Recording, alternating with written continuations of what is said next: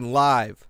What is going on? I know everybody's been waiting. It's been 12 minutes. You know what? I got this badass sandwich I had to take a bite into, and I had to get my mans in here. We had to talk about some shit. I got to introduce to you, with no further ado, the man, the mind behind Intestinal Hex, Grotesque Mass, and the guitarist and Gut Void. We got the motherfucking guitarist and the fucking the goddamn damn near everything except for the vocals, I believe, behind Internal Infestation. My motherfucking boy right here, Daniel. What's going on? Yo, dude. So, fucking, I looked at the majority of your projects, and they've literally been, like, a lot of them, you've been active, I mean, since what, 2010, 2000, like, in With music? in general? music, Yeah. well, it goes since the early 2000s. Okay. Yeah, with my first band called Aditum, we were around 2004. That was like a Opeth kind of style band, like progressive death metal. Yeah. So I've been doing it for a while. Yeah, I had a couple of bands before that, but nothing like serious. That was like my first serious like, metal band, and then It, that went on for a bit till about like 2000. I can't remember. It's been a while. 2010 maybe or something like that. And then I what had a little bit of a break, and then yeah, just all these projects started coming. what the fuck happened though in the last 2 years? You pumped out so much shit. I literally seen like EP, split, fucking a full length. We got fucking another EP, and I listened to a lot of the stuff, and it all sounds different. Like you're just like coming out and just saying fuck it, I'm doing everything now.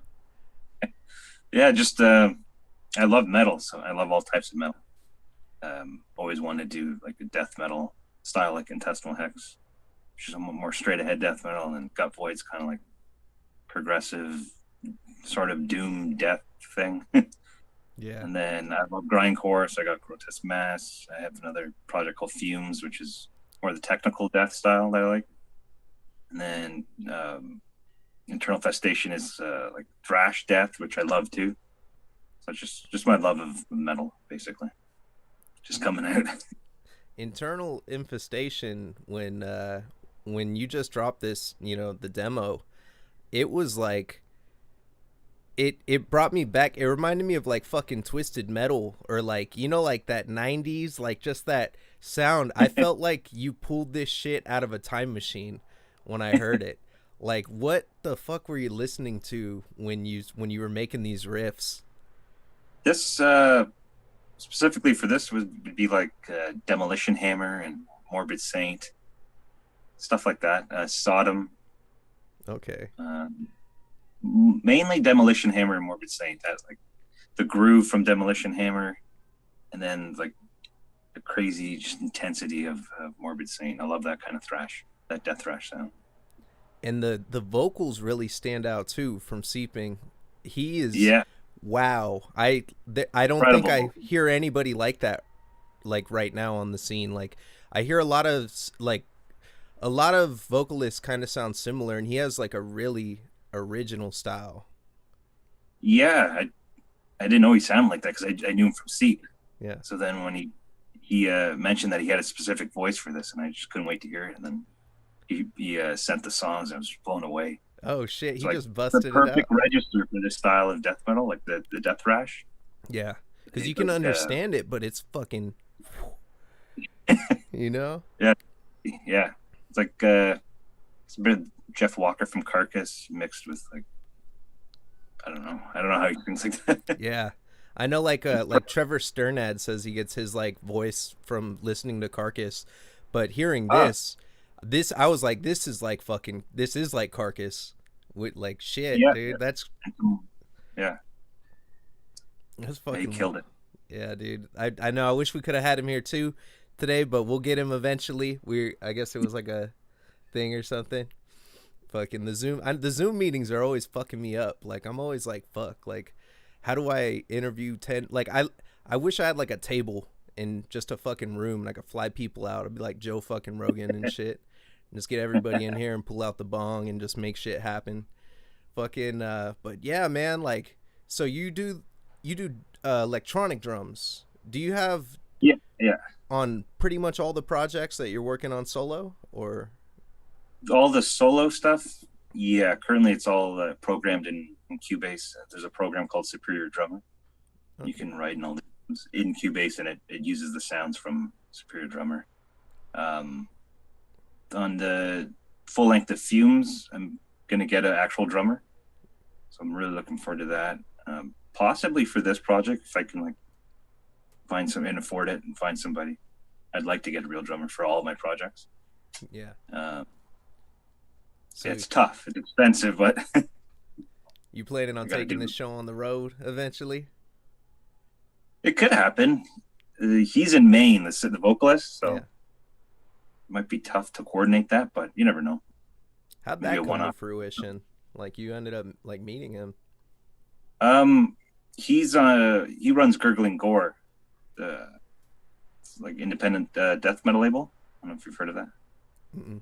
Yeah, he put out a split with Fumes and Thorn, and just through there, I just thought I'd ask him if he wanted to do a project because I liked Seep and his vocal approach and everything, and he was down for it right away. So That's hella cool, man. Yeah, the metal community is so fucking loving. Like with oh yeah, artists, I love it. Like I reach out to people and they're like, "Hey, what's up?" I'm like, "Oh fuck, dude!" Like I was telling you, like I did hip hop for years, and like people would just leave me on red. I'd be like, "All right, fuck." It's different. It's a different like thing. It's like I see splits getting released all the time and shit. Like splits are Mhm. fun. How does it feel? So I saw you did a split with Bloodspore. Oh yeah, with Gutboyd, yeah. Yeah.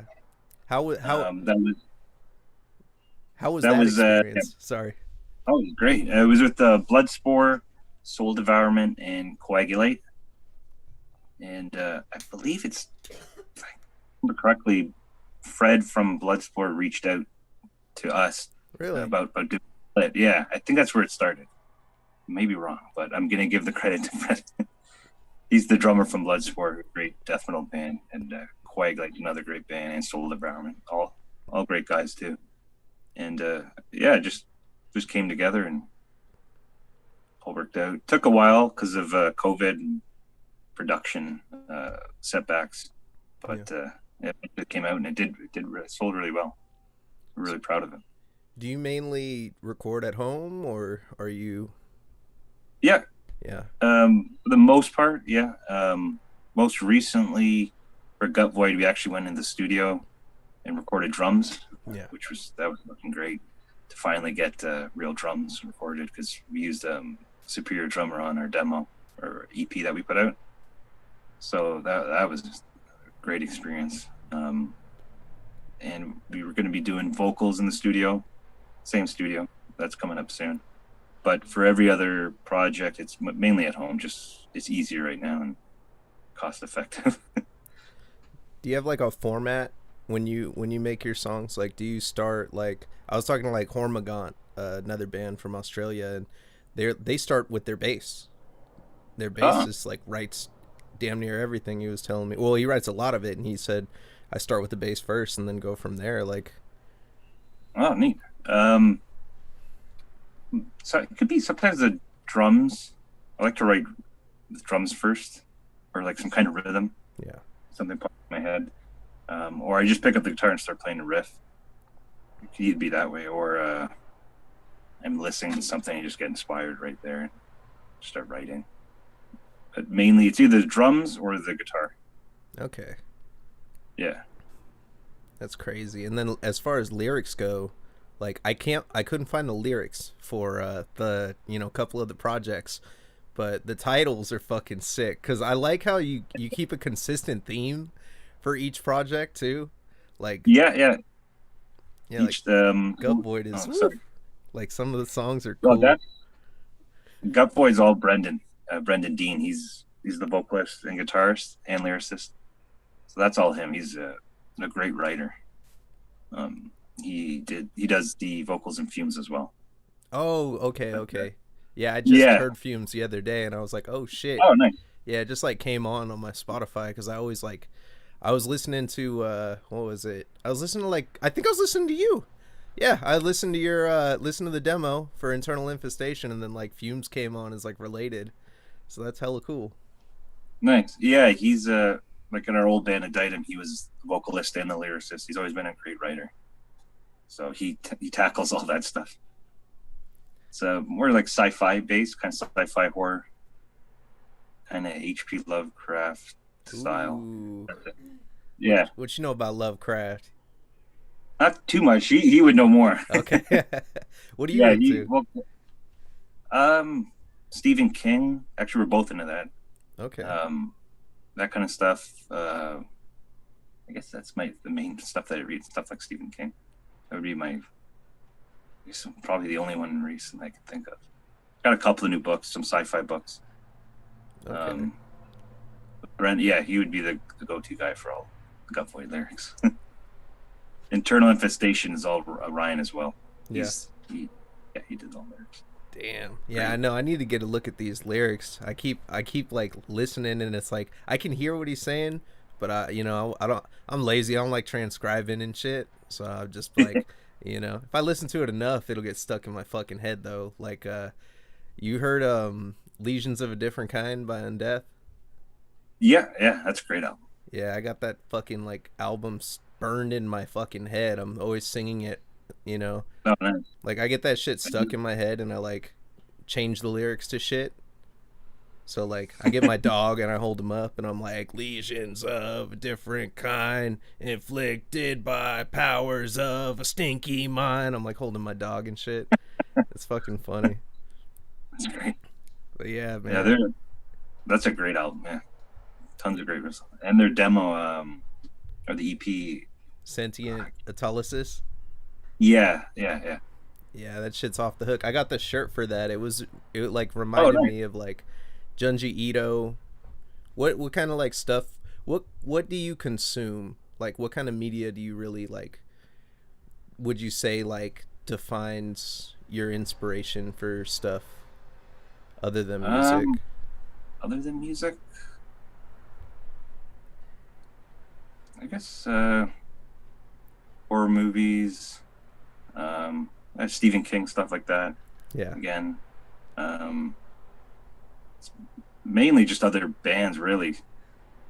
If I'm looking for inspiration for lyrics and stuff like that, I tend to just read their lyrics or try to find interviews or see what influenced them, and then Yeah. look up and stuff. What Yeah, kind what Fumes. Yeah. Sorry. Oh no, keep going.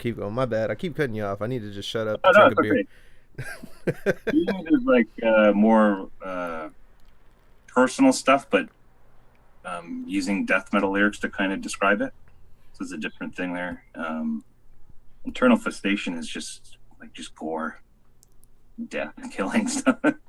Yeah. Like old exhumed carcass lyrics, that kind of shit. Yeah. Just Mass.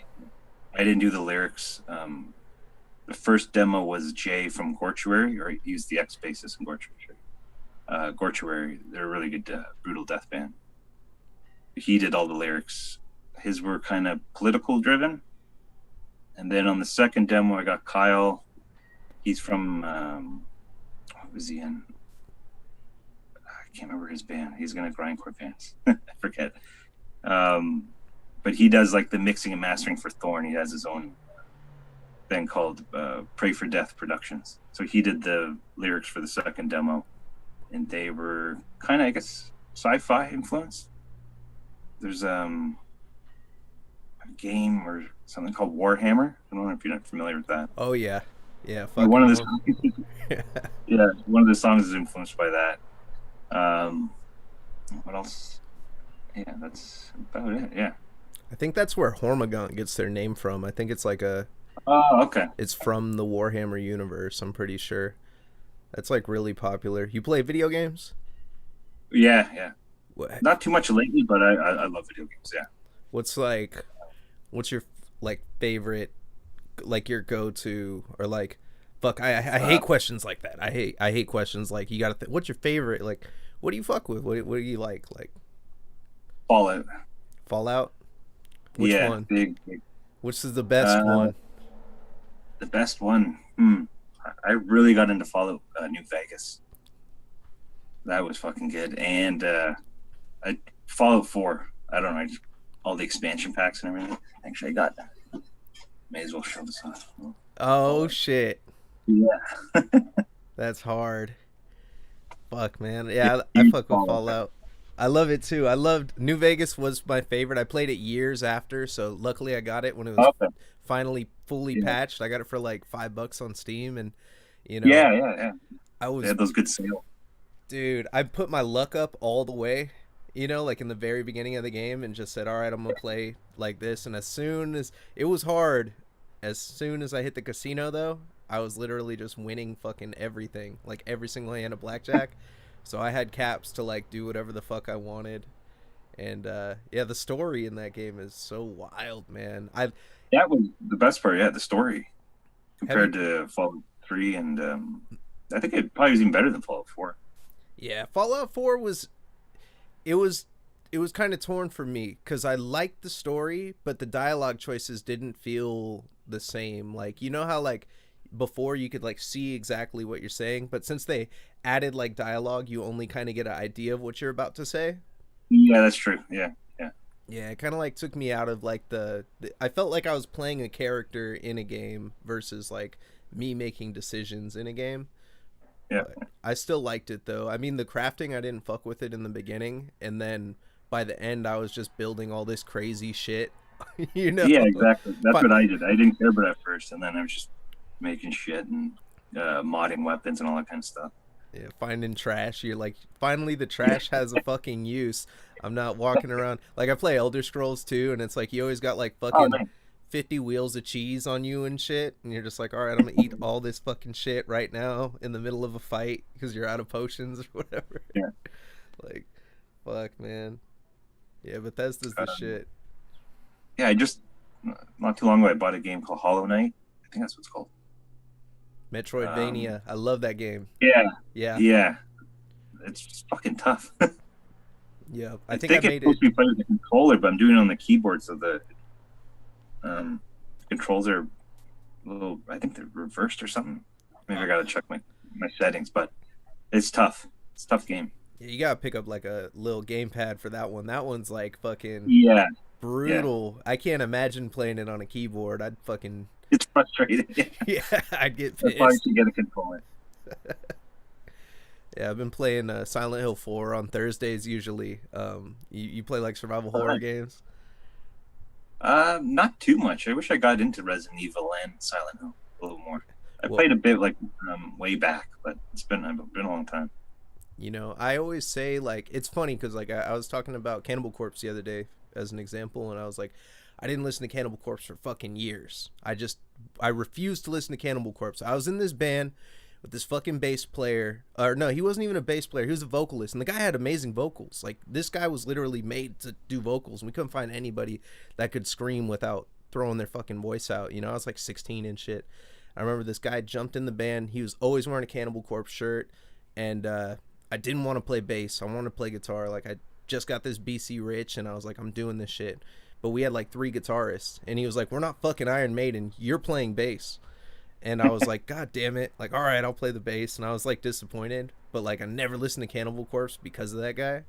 And then like a year ago, I got into Cannibal Corpse, and like I kind of like that I didn't get to listen to them because now I get to hear it for the first time. You know? And that's yeah. And you get to go through all those like 15 albums or whatever they have right now. I know, fuck. It's fucking crazy.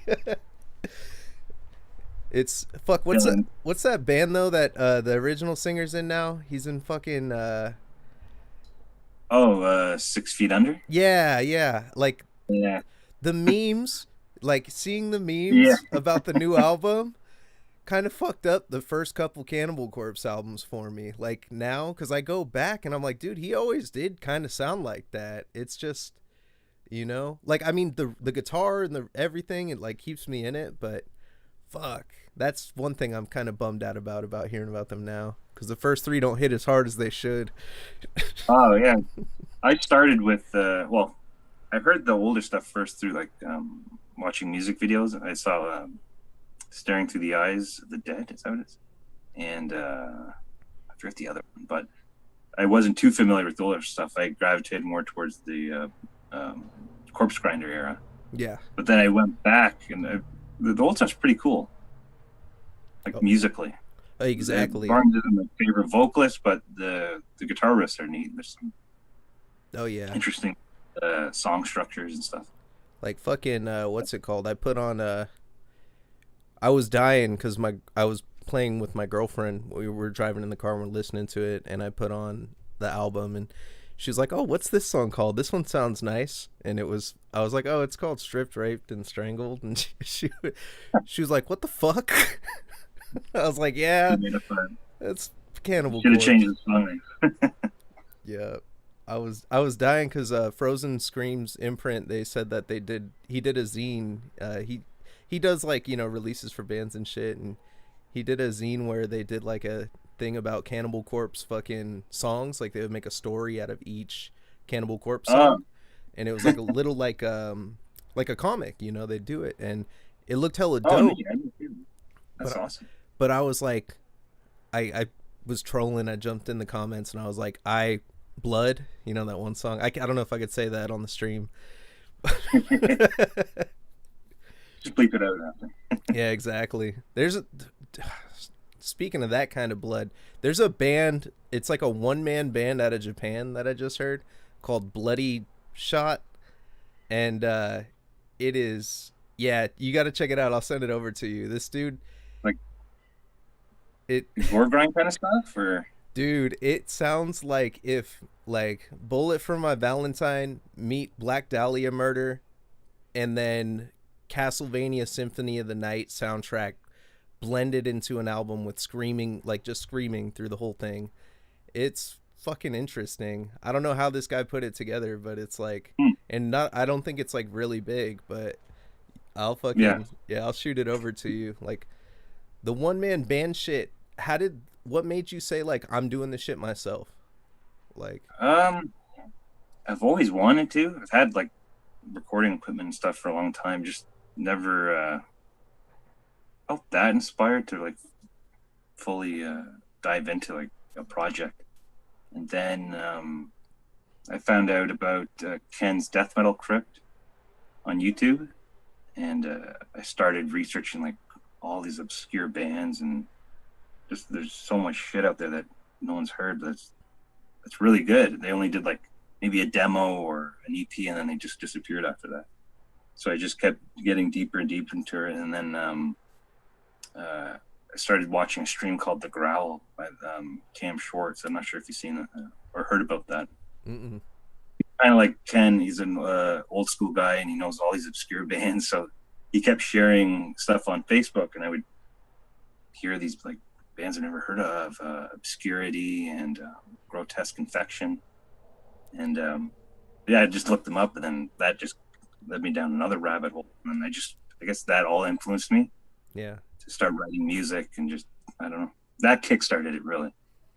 That's a good rabbit hole to go down. I know a lot of people went down rabbit holes last year, so the metal rabbit hole's a safe rabbit hole to go down. You're gonna just find nothing but cool shit. Also, Trevor Sturnett has he had a playlist called the Obituarist.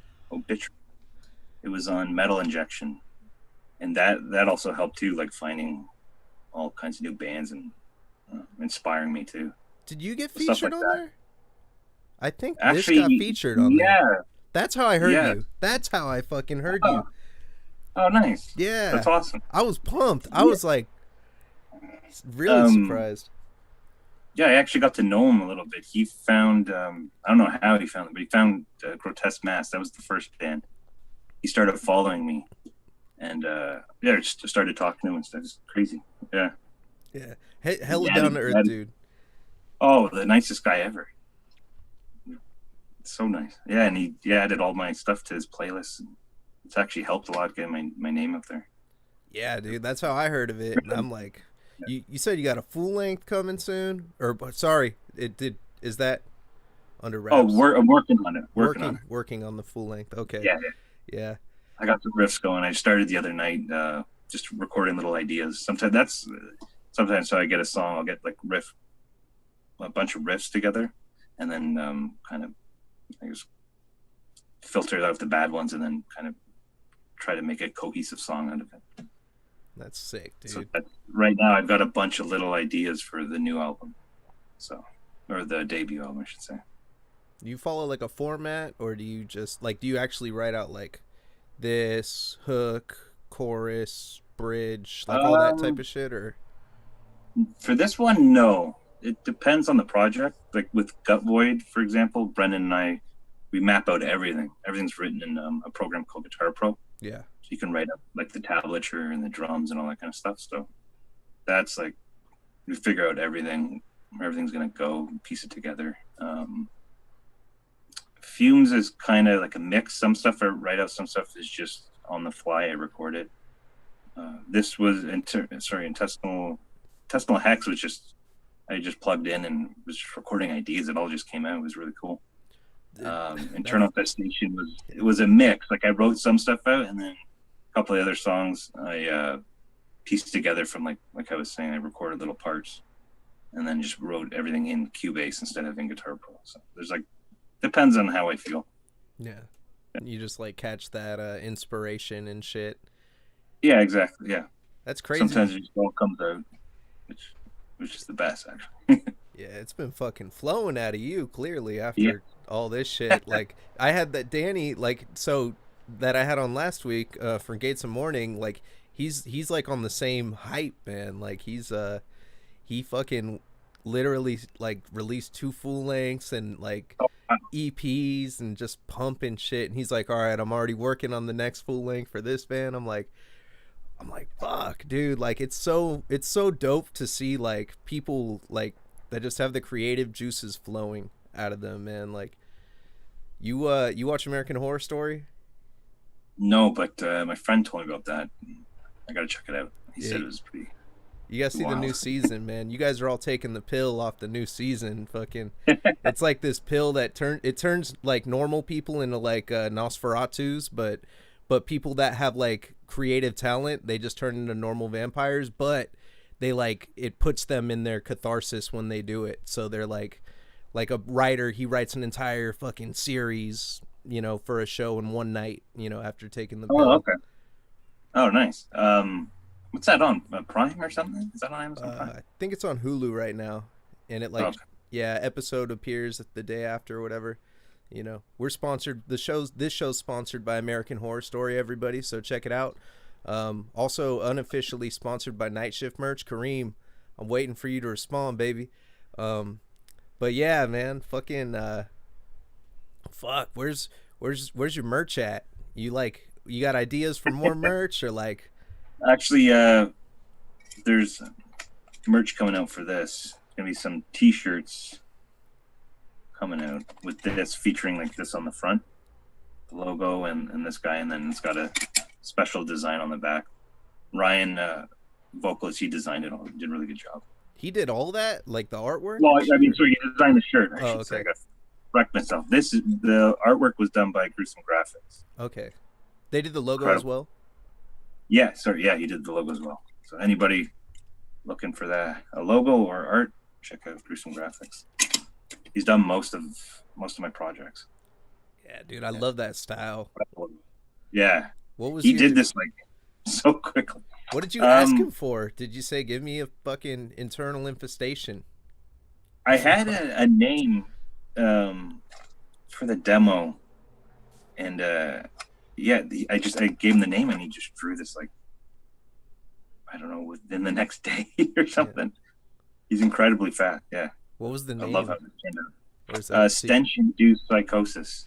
Oh, bro, that's so cool. Fuck, that sounds like some shit my dog does to me. But it fits perfect. Like, I can't remember. I didn't use it. I think I was gonna save it for something else, but that's basically what inspired that. Dude, I love it. It reminds me of Junji Ito, like the artist I got behind me right now. Like, Oh yeah, yeah. yeah, That's it's awesome. this is so the picture from the thing behind me. It's about like this girl who's like her dad runs like a tempura restaurant, so like the grease is like all up in like their house, and her brother gets like obsessed with chugging grease. Like it's just a hella weird thing, and she keeps dreaming that she's drowning in grease, and wakes up and finds out her dad's like force feeding her grease when she's sleeping, and it's Oh, like, yeah, it's just oil all over the walls, and she just wants to get away, and she's like always, everything's like grease stained, all their clothes and everything, and then like the oh, yeah. brother turns into a giant like pimple monster, Oh, sick. and then that's it at the end. That's like the ending right there. You like, you turn the page and you see that, and you're like, oh god, like he's like, "Put here, I'll move myself so you could that's the That's fucking cool. Yeah, you got to send me a link for that. That could inspire some lyrics or something, or another project. oh hell yeah, dude. I'll send you some Junji Ito books, man. He's fucking Oh, nice. one of the gnarliest fucking artists I've ever seen in my life. I don't know, do they got Amazon, like I could Amazon order some shit. I'd have to go to amazon.ca, huh, to get it to you. Possibly. I think some stuff ships from .com to, like, I bought stuff from the States Okay. from Amazon.com, but yeah. Yeah, I'll send over your gift for coming on. Thank you. I'll send over some Yeah. Junji Yeah. Ito, man. It's been That's dope awesome. as Thanks, man. fuck. Like Cool. just like being like getting hit back by you, I was like, shit, your solos are fucking crazy. How'd you get so tight on the guitar, man? Uh, I've been playing for over 20 years. So that when I was in my teens, I was obsessed with, like, practicing and shred. I was huge, like, into Yngwie Malmsteen and Steve Vai, Jason Okay. Becker. I'm a huge shredding guitar fan. So that definitely, if you want to get into that stuff, those are the guys to listen to and practice their stuff. It'll definitely help. Yeah, I think Yeah. that was like Brandon. Some of, well, I know Brandon Ellis was like heavily inspired by like Van Halen too, but Oh, Ingve, nice. and yeah, he said that he was talking about like those were his influences and shit, like with soloing. Fucking Or this, John Petrucci. Like, there's tons of them. There's all the guys from the '90s and the '80s. I love all that stuff. yeah. How do you like Chuck Schuldiner solos? You sounded like Chuck Schuldiner on the fucking on this album in particular. Oh, nice. Thanks. Yeah, I'm a big Death fan. Yeah. Actually, a lot of, like, actually all of them. I just did them, like, on. I just went for it. It's not like perfectly played, but I kind of like that for this style, because, like, a lot of the old thrash bands and death metal bands, if I'm not mistaken, most of the stuff is just done on the spot, like a few takes, and they're just going for it and ripping. And it's not, like, perfect, but it captures, like, I guess the vibe of the song. So that's how I kind of did it on this. I just went for it. Yeah, the mental imagery on this album that I get, because I always get like different pictures when I listen to shit, especially when I see the titles too. Like when I listen to like fucking your one project where you released the full length, like oh Oh, that's god, not. the image, like just like the titles of the songs, it was cool and it was fitting like for traditional like death metal too. When I was listening to it, I was like, oh, this shit is gnarly, and it's like it's funky, the tempo's cool, and you're just like but with this one, I get like pulp comic like imagery like in my fucking head Oh, when I nice. listen to it. Like it reminds me of like just that crazy, like you remember how like MTV was in the 90s and like Beavis and Butthead and like all that type of shit. It like Yeah, yeah. that's like the type of vibe I get off of this shit. Like it's really like, Oh, nice. yeah, dude. Like I was saying, it sounds like something that would play like in Twisted Metal when you boot the game up. Like, I used to love that game. oh I played shit, that. yeah. I talked to David Jaffe. Like I think I was telling you about that, the creator of the Oh, yeah, game. yeah. Yeah, he's a fucking cool ass dude, man. Fucking the Jaff man, the Jaffster. He's fucking How'd raw. you get involved? How'd you get? How were you able to talk to him? Watching his stream, I just, Ah, it's so bizarre how you can like get in touch with, and then Twitter too. Like I had a long history with David Jaffe. It goes back a long time. Fucking oh, nice. I was supposed to see him as a kid in San Francisco when Twisted Metal came out on PS3. I didn't catch him at that event cuz my dad wanted to kick my ass. He's like, get home. I need to get in the house fucking, you got the key. I forgot my key at the Oh house. shit. I was like, fuck. I was on the train going to see Jaffe, and I was like, well, I got to turn around because I'm supposed to be home right now anyway. So I, turn around, and I missed Jaffe, and I was tweeting Jaffe like, yo, and I thought I was going to get a copy of Twisted Metal because I knew they were giving away copies. And I was like, I'm getting a Yeah. fucking early copy. I was so stoked and didn't catch him. But then I caught him at PSX. I met him in person, and it was the funniest shit because I met him and I told him that story, and he said, well, now you're here. And I was like, all right, Jaffe, motherfucker. So I didn't talk to him for years, and then I hit him up on the stream again. I was like, hey, man, I met you at PSX. I said this and that. You remember? He said, I bet you did. Like, you don't even fucking remember me, motherfucker. But, I told him about the show and shit, so now he's like, oh, cool, you're doing the interview thing or whatever. He's cool, hella cool dude, hella cool. But Nice. you ever meet anybody fucking like big in metal where you were like, oh shit, like at a concert or?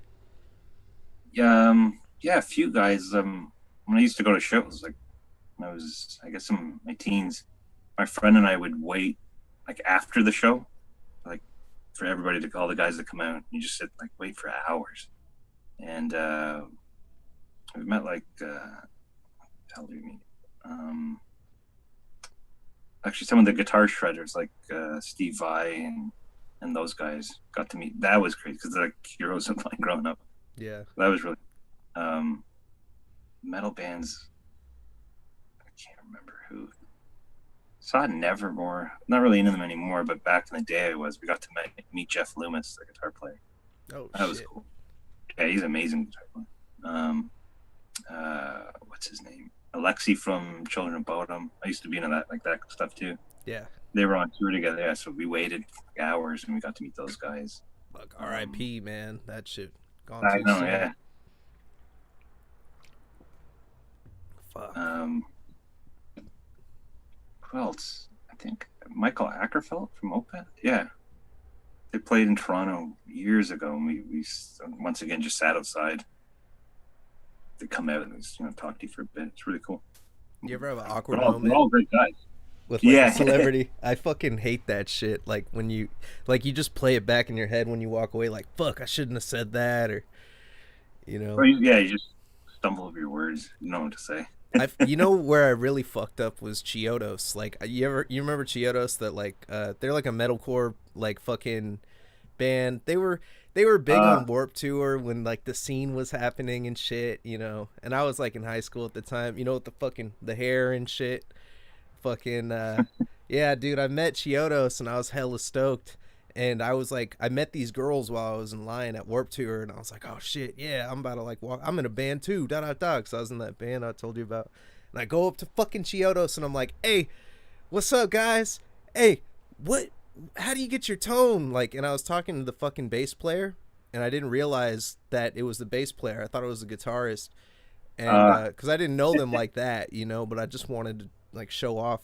And this fucking dude was like, hey man, what you gotta do is turn down the treble, turn down the mid, turn the bass up all the way, and crank everything else to 10. And I was like, hell yeah, I'm gonna try that. And then I went home and tried it, and it sounded like shit. And then I Googled them, and I realized that guy's a fucking bass player. He was just like that's hilarious. It's like, fuck, man, I fucking I'm gonna try that tone. I'll use it on the next project. Yeah, just straight bass, just all fucking bass on all the solos too. How do you get your tone? I fucking like the tone. Do you put? Everybody tells me they don't put thought into their tone. They just turn shit up, and what comes out comes out. What do you do? Basically the same thing. I use because everything's done in my room here, so I don't use an actual amp. I use amp modeling. There's a company called Neural DSP, and they make plugins, and they have a line of Fortin plugins. It's an amp manufacturer, and I use that for all the rhythm tones and the lead tones. Really, like, you can't tell the difference almost, like, between a real amp and these plugins. They're incredible. Yeah. So I use find a preset, and then I just mess around with the settings, and there's like a virtual cabinet it shows and has the mic, and you can move it around, do like stuff like that. Just keep adjusting until I like what I hear. Add delay, or you can add effects and stuff like that. So That's hella cool. It's just experimenting really until you, I don't know, trial and error. I would fucking go crazy fucking around with the like computer shit. Like, I mean, I have a Boss Katana, so like you can plug it into the computer to unlock the shit on it. Yeah. And I'm literally just fucking with the goddamn noise suppressor on that thing like all day, and I'm never satisfied with it. I'm like, I'm losing sound. I'm fucking getting it. The feedback's gone, but now it sounds like ass, and then I like switch it a little bit, and then now it's like it's so fucked up that I don't my noise suppressor pedal doesn't work. Like nothing is working in preventing my feedback. I have a Catalin bred Sabra Cadabra pedal. I don't know if you heard of that, but it's like supposed to give you the Black Sabbath fucking like tone. Like it's got a range setting on it, and like, you know, the volume says volume 4. It's like dope. Okay. And I'm like, is this awesome. like a fucking, like, I'm like, is this just a fucking expensive ass gimmick that I just like got smoothed into buying? Or because sometimes I hear it, but that thing is so loud, it has so much fucking noise when I just plug it in. I'm not playing anything, and I don't even have the volume turned up, so I'm like, I shouldn't be getting this much feedback from shit, but I'm past the warranty, so I can't do anything about it. Catalina was the brand? Is that the make? Catalin bred. Oh, Catalin bread. Oh, okay. Yeah, I think I'm saying it wrong. They make a whole bunch of shit. It's fucked up too, because I wanted to get a what's it called? A fucking Maxon overdrive, just the original green, you know?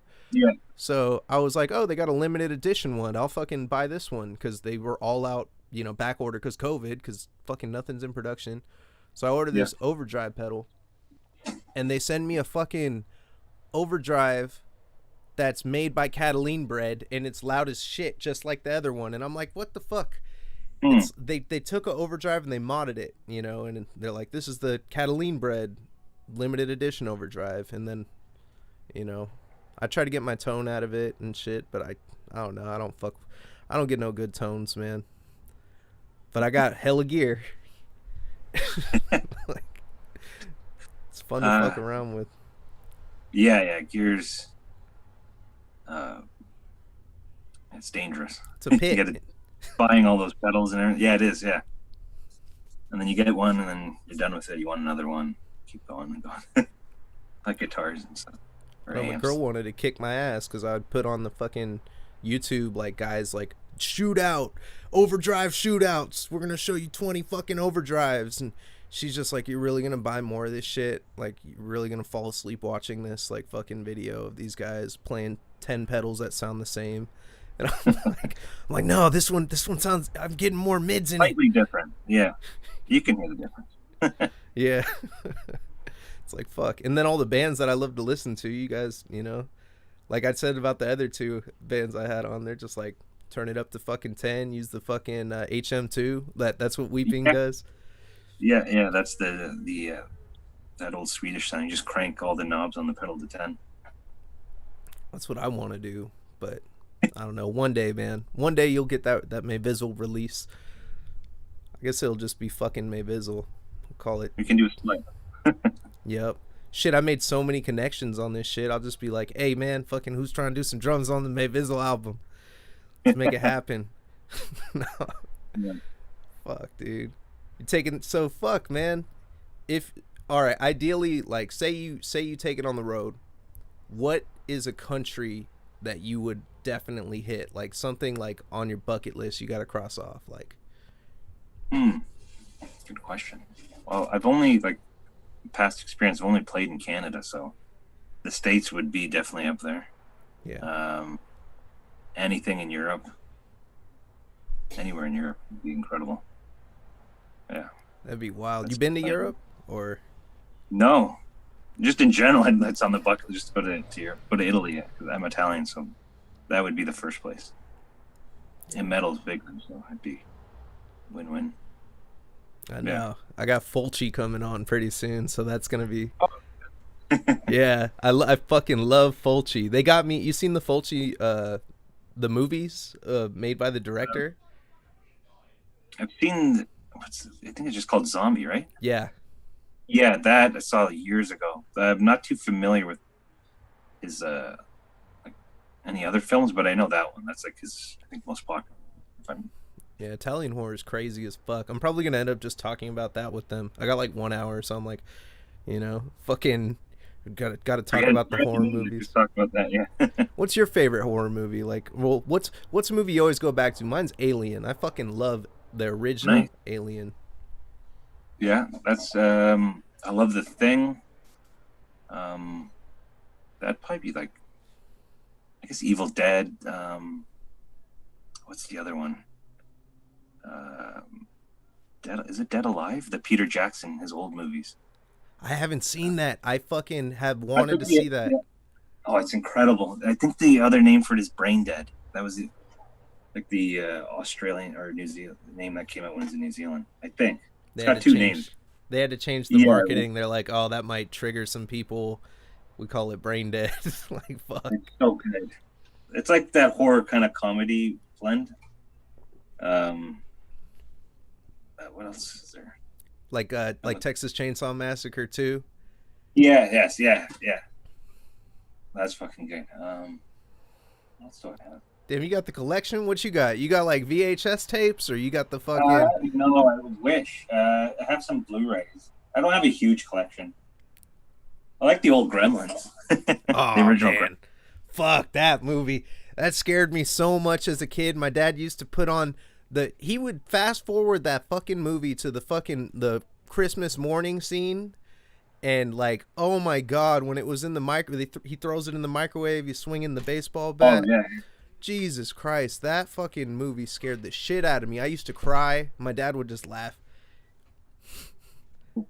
that's great. I love it now though, I love them. Yeah, yeah. And the second one too. I never seen the second one. I remember, Wow. didn't Hulk Hogan have a cameo though in that? Yeah, he's in there in the movie theater and he's trying to watch a movie. Like what the fuck? What else do I like? There was an old movie from, I think it's the 80s, early 90s, the House series. I don't know Okay. if you, comedy horror thing again. Basket Case. It's fucking great. Um, not like a horror film buff or anything, but yeah, so I'd say The Thing is my favorite. That's that's hella funny because last night, when I was talking to Sheik brought up fucking the thing, Oh, and we talked about the remake, or not the remake, the uh, prequel. How do you whatever it feel was. about the prequel? It was all right. It was all right. Fuck, I was just double checking audio real quick, like thinking about what happened last night. Fuck. Oh yeah, Yeah, I was. You thought it yeah. It was wasn't okay? too bad. I've watched it a couple times. For me, when it doesn't come close to the original, or I mean the Carpenter version, because there's one before, I believe, John Carpenter. There's An an older original. original It was version. black and Yeah, white, yeah, wasn't it? Like the yeah. first I one, haven't yeah. seen that, but a lot of people say that's like the best one. But I haven't seen that. You remember fuck on Xbox when they made the game, the thing on No, no. PlayStation I haven't 2? heard that. Oh, No. no shit. So supposedly it takes place after the thing. So Huh. you show up and the whole building is like destroyed and you're like a squad that has to go in and like fucking figure out basically like the same shit all over again, but you're trying to find out what happened to the people in the movie. And then fucking it's crazy cuz you have to test each other and shit cuz your squad can get, duplicated or whatever the fuck. So you have to like do blood tests and like they start not trusting each other and shit. Like you'll command Oh, your guys to like it's like a squad shooter. You're fuck like Conflict Desert Storm or like what's another game like that?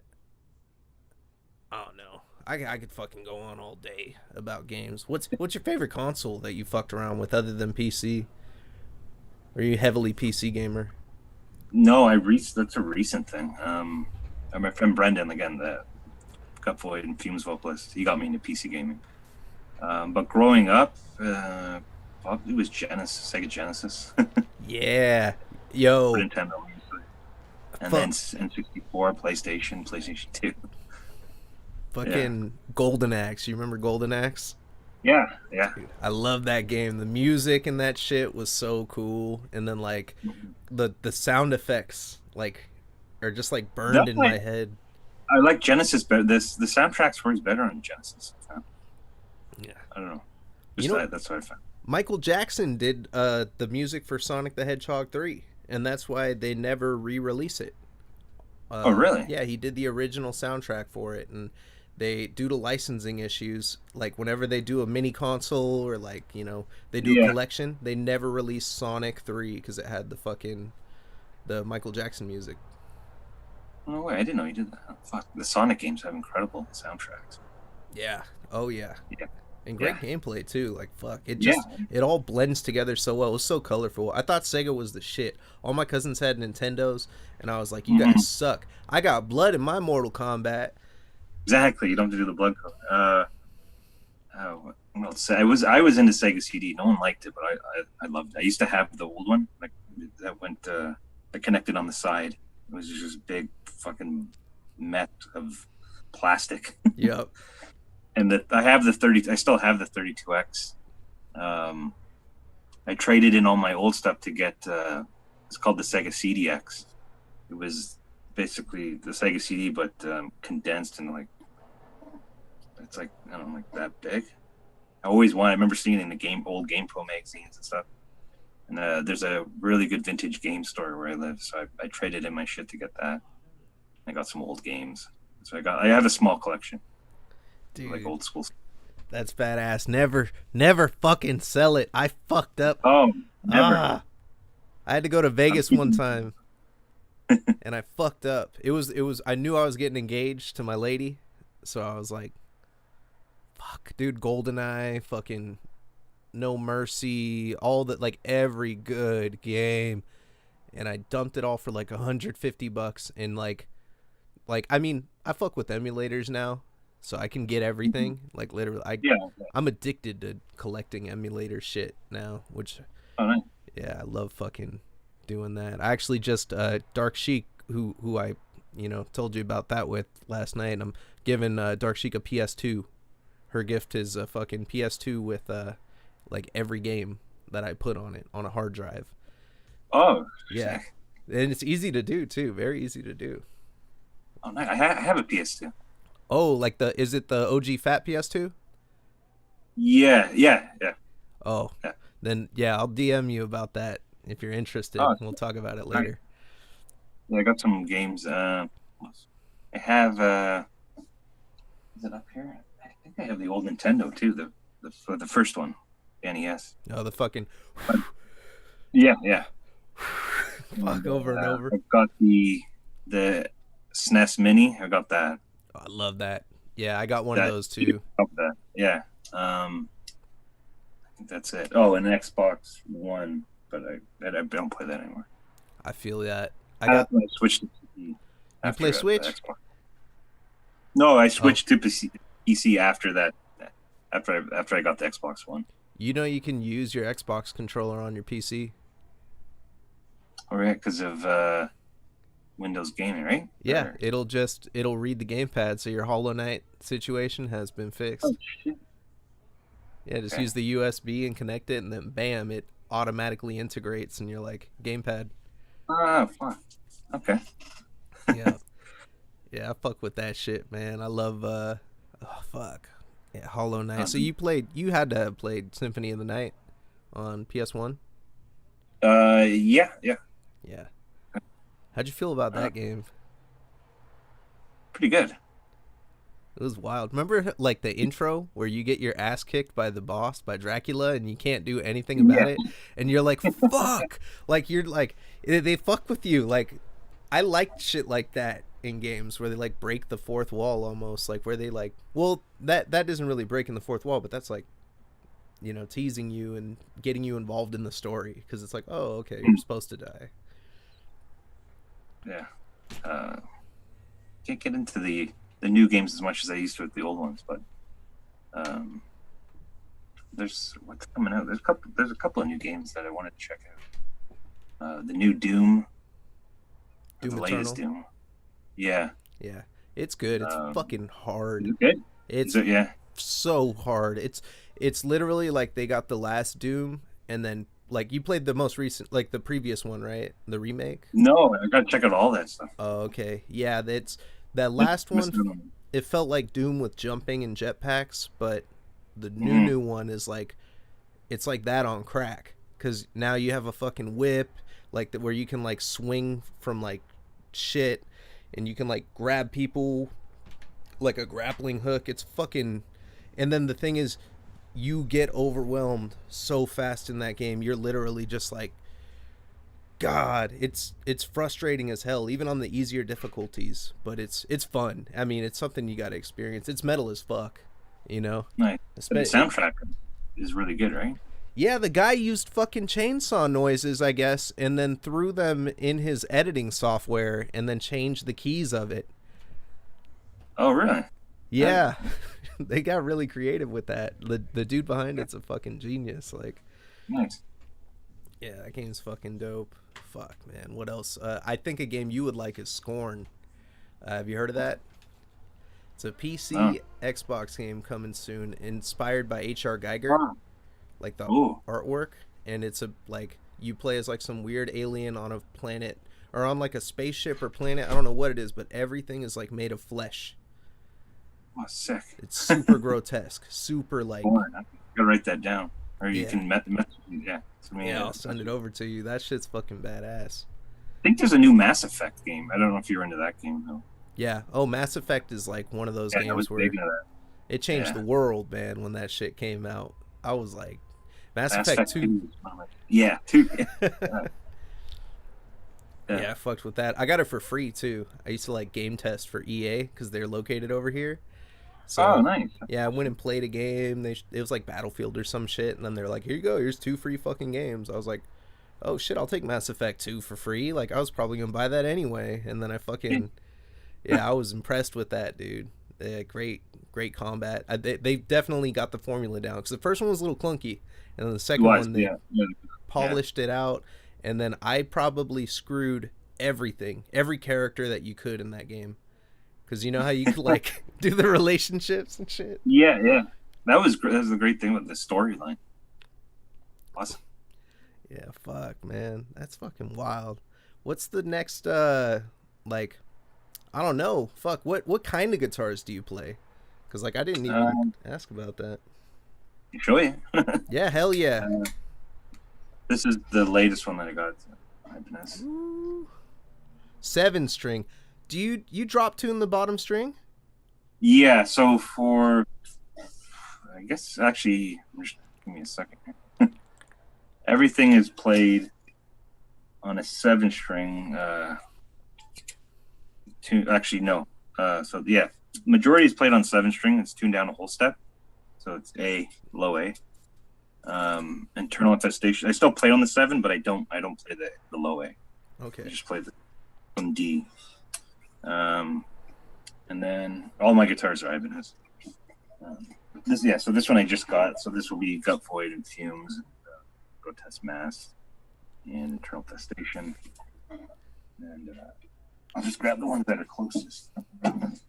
This was my main one for Gut Void for a bit until I got that Ibanez. This is the RG7. Damn. No well-known one. It's simple, but it's such a nice guitar, and it's same tuning. But I was mainly using this for my projects, and then in Intestinal Hex I play on a 6 string. Another Ibanez. It's really an old one that I have.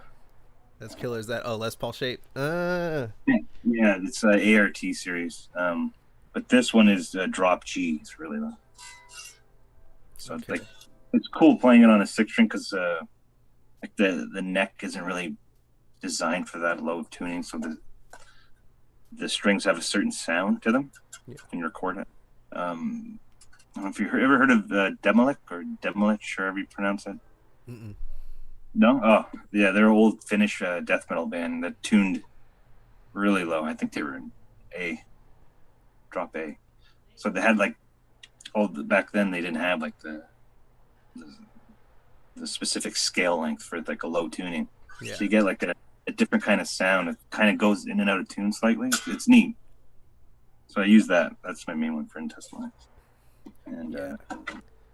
And then bass, Ibanez again. It's a BTB, Damn. 5-string bass. You're trying to get that sponsorship, huh?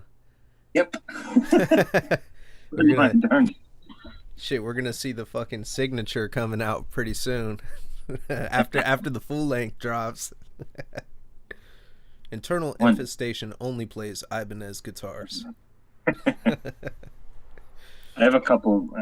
They're just a little. They're like this other. I can send pictures of them or something. Yeah, hell yeah, dude. We'll run some cool promo after this, like band camps. I'm probably gonna share, whatever projects you want to share. I'll fucking nice. throw them all up. Check this out. Buy this shit. That's what I always tell my viewers. I'm like, buy this shit. Support this shit. Yeah, you could find it on YouTube. Yeah, you can find it. Listen to it. Of course, listen to it first. But buy this shit. Pay the fucking man's bills. Come on. We need to, that's the best feeling in the world as a musician. Like, well, first when people hear you, that feeling when like, you're like, oh, fuck. And then you get positive comments. People just call me trash. I'm not gonna lie. It is nice. Like Brendan and I started Gutboy just to do another project because we were dying to do something. It had been years since our previous band, and then all of a sudden we got picked up by Blood Harvest, and it just kept snowballing after that. And, it's a really cool feeling, especially when you're not expecting it. Yeah. Oh yeah. When you did a video, I think, with Gut Void where you like personified the fucking drum machine, like you gave it a character. Did you guys do that? No, you didn't. Fuck, I'm sorry, man. Fuck, I'm usually on top of shit. I usually pull out like obscure ass facts and shit, and I thought I was gonna be slick with that one. The only Gut Void video we did a playthrough, but it was just guitars and bass. We never. Was it Gut Void? Wait. There was an old video. Actually, I don't even know if it's around anymore. What the fuck was it? It was a. Give me a second if I can remember. There was a show with a black metal band years ago. They're like a parody band. They're called Storgeskelf. And our drummer from Untitled Chase dressed up as a drum robot. That's funny that you mentioned something like that, because the Necroton, the digitizer of man. And for one show, he dressed up as he put tinfoil on himself and shit. He came out and pretended to drum during their set. Fuck, that's dope. I love fucking bands that use a drum machine. I don't know, like, if I don't know if any. I don't think I've ever seen anybody feel a negative way about it. But I remember I was at this show when I was a kid. It was probably my first metal show I went to, and there was this band where it was a dude with a guitar and a fucking guy on vocals, and they ripped the fucking show the hardest that night, dude. They literally like pressed a button, and then the drums were just like like out of nowhere, and like it was fucking badass, man. Like that's. I don't know. Do you prefer it sometimes? But no, you say you love. I love drums. Yeah, I'm not that great, but I play drums as well, and I love the instrument. So if I could, I would have real drums on everything. The programming is great, like, because it's expensive to go to a studio, so it's really convenient for that, and it sounds really good. But yeah, if I could have real drums, that'd be the greatest thing. Yeah. So fucking, goddamn, man, that's fucking wild. So 20 years experience, been pumping out music since fucking, been doing bands for almost as long. Fucking, do you feel like COVID is also what like cracked you down on the creativityness, like, or? Yeah, I think so, a little bit. Yeah, definitely. Was part of it, I'd say. Yeah. Yeah, I hear being in that isolation and shit for a lot of people, like for creative Well, people. yeah, definitely. It's nice having, I don't know, some type of outlet during the lockdown. So I guess in some way it did inspire it to a certain extent, mixed with what I said about like just researching bands and getting obsessed with obscure death metal stuff, and thrash, and all those genres. Yeah, you touched every. So, do you feel like you've touched every genre that you love with the projects you've done so far, or is there still something you want to reach for? Like, Um, Possibly one day do some with like progressive rock. I'm into that kind of stuff too, like Genesis and Yes and King Crimson, okay, Gentle Giant, all that shit that was like huge in the '70s. I'm a huge Frank Zappa fan, so like I don't know, someone with that. yeah, Sorry, yeah, if I could do a prog rock project one day, that would be great. that's fucking sick. Would you do like Well, I mean, do you listen like going back in time? Do you listen to like fucking like any jazz or like any other like type of music? Like, Yeah, I love like a certain jazz style called jazz fusion. So bands like Weather Report or Mahavishnu Orchestra, where they blended rock and jazz together. Um, there's a incredible guitar player. He's not alive anymore, but his name is Alan Goldsberg. Stuff like his music. What else is there? There's like the usual guys, Wes Montgomery and Tal Farlow. There's all these like jazz legends that I just love instrumental just guitar jazz. Like I played on its own solo jazz guitar, like Joe Pass. I yeah, love stuff like it's just playing all these chords and melodies at the same time. it's so Yeah, clean. Like, how the fuck, yeah, you know? Like, how do these guys do it? That's like magic with their fucking hands, man.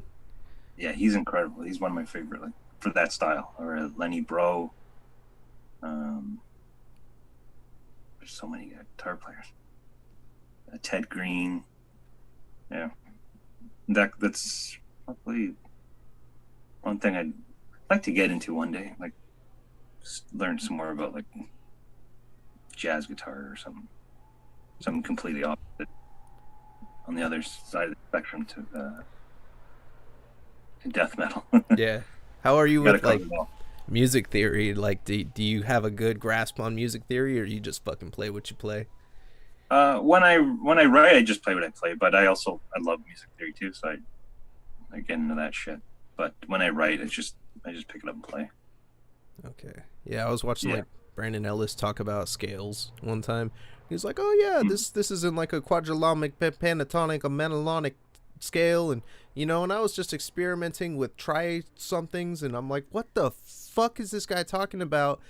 But it sounds so dope, I'm like, I wish I could fucking grasp it like that. I'm the type of motherfucker. I get a tab book, and it takes me 60 tries to figure out fucking one bar of shit, like literally like 8 things, and my fingers don't get it. And then once it's muscle memory and I force it on myself, I'm like, okay, I can fucking do that. Especially with like Black Dahlia shit, like because they're like really technical and like, Yeah, yeah. they're new guitar players. Incredible. I don't know his name. Oh, that's Brandon Ellis. Yeah, the dude I was just talking Oh, is about. that Brandon Alex? I Yeah. don't have too familiar with their music or anything, but Oh, yeah, okay. he's a ridiculous guitar player. I just saw clips of him recently. Yeah, he's crazy. I'm about to go see them on Friday. Oh, nice. Tomorrow night. Fuck, that's crazy. Yeah, I'm gonna go see them with Undeath, Carnifex, Oh, and after, After the or, Burial. yeah. There's another band, Rivers of Nile, is gonna be on there Oh, too. So okay. it's gonna be a cool show. You ever bring a guitar to a show? No. No. Fuck. I know. I want to bring mine because I have like a Jackson soloist that like I think he played a He's a guitar Jackson just like player, it. isn't he? He's the one that Yeah. inspired me to get it, and I want to Oh, bring okay. it to get it signed, but I'm like, fuck, I can't get close if I go, Just and I don't. don't go in the pit with it. I'm afraid they're gonna not even let me in. They're gonna be like, "Yo, you're gonna fuck someone up with this thing," and like you can't bring that shit in there. They don't let you bring lighters in the venues out here. They're like, they pat you down and shit. It's like, Yeah, you'll have to sneak it in somehow. Yeah, I'll fucking keister it. Oh shit. Yeah, man. Fucking. You see, like, so they're a band that people say like Black Dahlia. They're a band that people say is like it sounds better live than on the album, which I think is fucking weird because that's like, you know, it doesn't make sense to me. I've never seen a band that sounded better live, you know, like, but like sounded tech like actually sounded better. Like, have you ever seen a band like that sounded better live? Um, I don't know.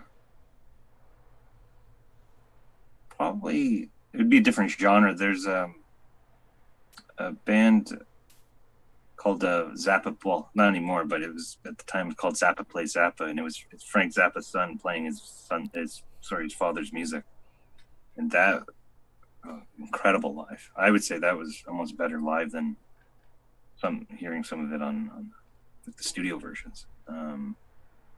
King Crimson were amazing live. Some metal bands, I'd say, just because of the performance, I guess adds to it. Like I saw Morbid Angel live, that was incredible. Yeah. I would say that maybe sounded better live. Tough to say, but I wonder, like, if. or actually, yeah, Slayer were incredible live. Oh, you saw Slayer live? Yeah, it's just a different experience though, seeing live and listening to the album. Well, most of them, yeah. Probably Slayer. I saw Pantera like years ago too.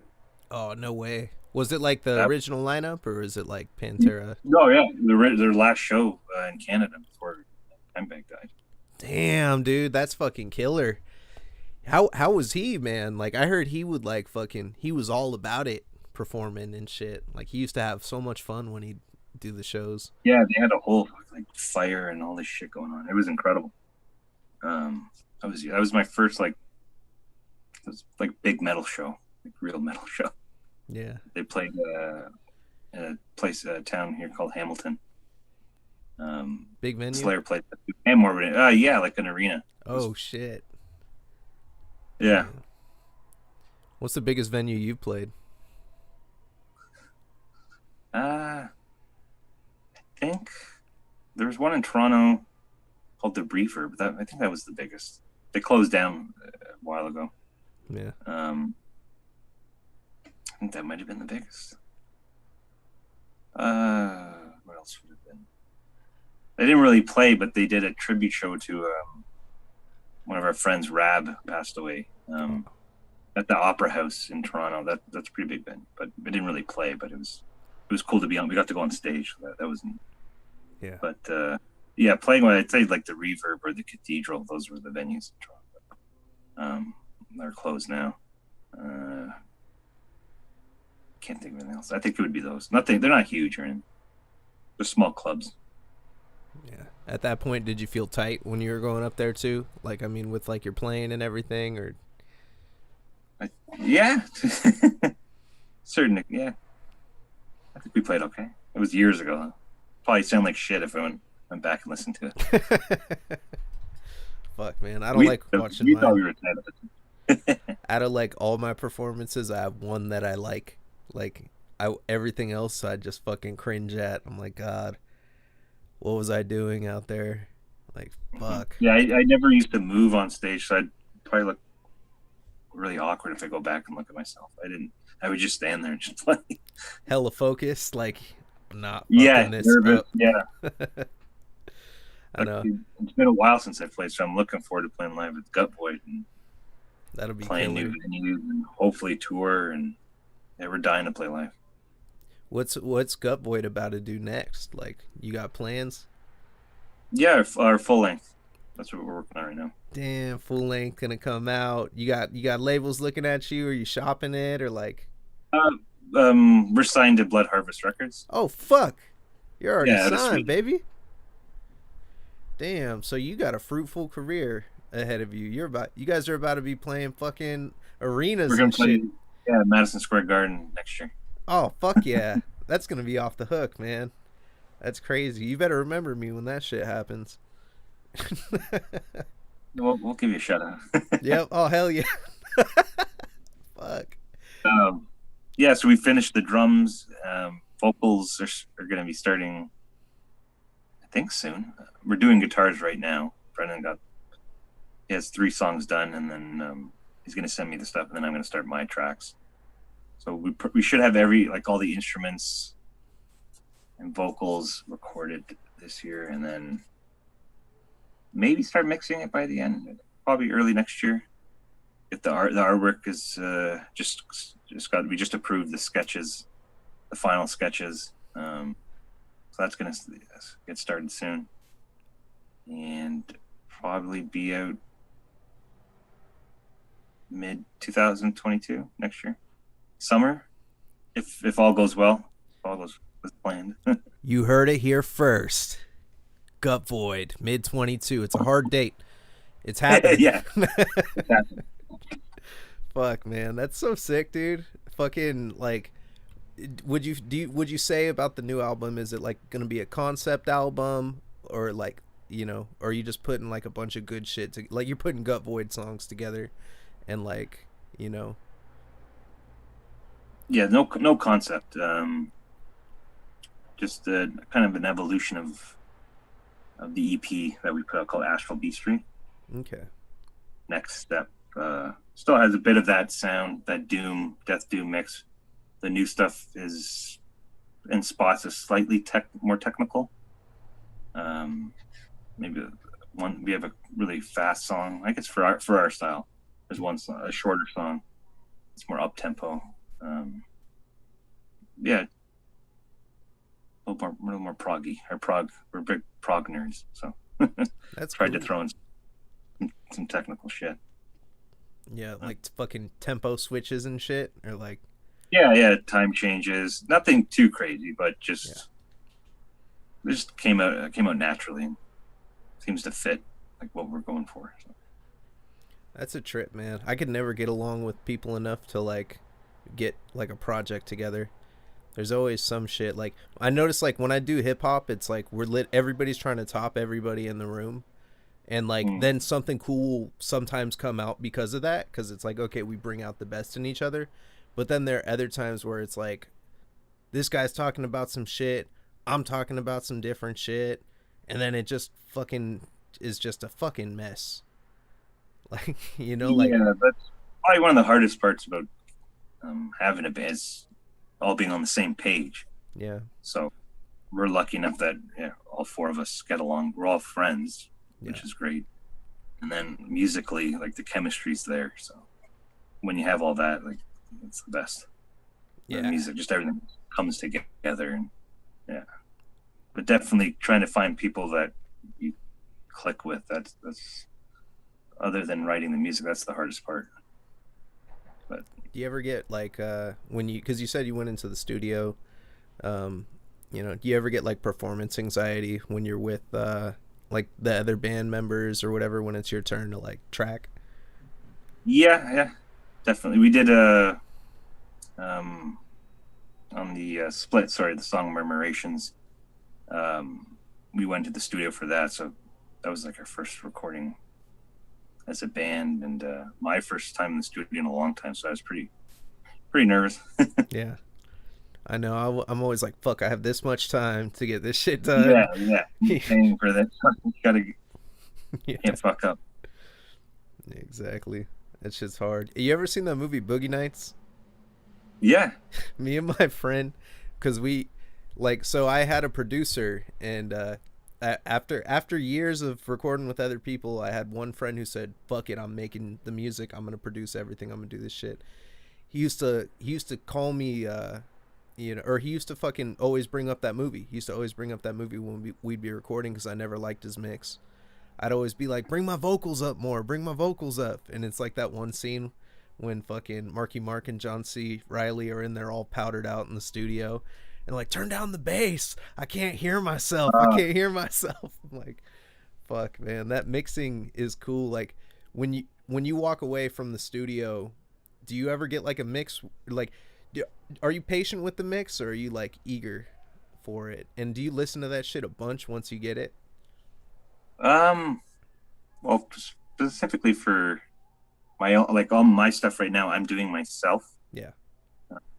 So like, I'm not the greatest at it, and I'm still learning. So it takes a lot of time. But yeah, with Gut Void, we're definitely going to be listening to it back a lot and making notes. Um, yeah, we're definitely looking forward to that because we're going to be working with I guess I don't know if I should give away who it is yet. Yeah, no, no, no. Well, I Really mean, done some really good stuff exclusive. recently. Nah, Yeah, it's all good. um, and his own band. He mixed, I think, one album, their latest album. So yeah, we can't wait to work with him and see how he envisions our sound and how what we're thinking of what the album should sound like, and then what he's gonna do. That's exciting. That's kind of like, it reminds me of when I had Theo in here the other day from Weeping, and he said like they had their demo and then they went and recorded with Hunter Young down in Florida, and he's from Graveview. So I don't know if you heard of them, but yeah, he Yeah, yeah, fucking for the great. yeah, he like just ended up, doing their EP, and it like you could hear like sonically it sounding like way crisper and everything. So it's like it's cool when you have that person, you're like, oh shit, I can't wait to work with them and see what comes out, because usually it brings up your like your performance too, and like how you lay it Exactly. Yeah, down. yeah. Um, and it's gonna be like our first time putting out a full length as a full band, and yeah, it's just really exciting. That's Can't wait. crazy. What are you thinking for promotion? Are you guys already talking promotion, or you're still like Um, just getting it together? Still work. Yeah, yeah, yeah. That'll be once we get it mixed and the artwork's done. We hand it over to Rodrigo at Blood Harvest. Then we'll start thinking about the promo cycle. That's cool. Like, so the label you're on, how are they like creatively with you guys? Like, well, I mean, shit, that's probably a bad. I never, my bad. I'll walk back on that one because I don't ever like asking about professional relationships and shit. Oh, You know, well, they're a I great mean, label. yeah, The guy that runs is Rodrigo. He's a great guy. Yeah, open to all our ideas, and yeah, just great to work with. that's super cool, man. How did it feel like to get signed? Like when you were like, oh shit, like people like my shit enough to sign it. Like, Yeah, it's pretty surreal. Because once again we weren't expecting anything, and then it just naturally just evolved. And yeah, he reached out and he loved the Astral Beastry EP. We had to say yes. yeah, Couldn't turn down that opportunity to work with him. yeah, that's killer, dude. Like, fuck, man. Like your dreams are coming true, man. You know. Yeah, it's capacity. Yeah, for sure. That's Like great. cracking down for two years. Like, what was it in 2020 when like that happened, or that came to fruition, Um, or 2019? 2019. I It's around October 2019.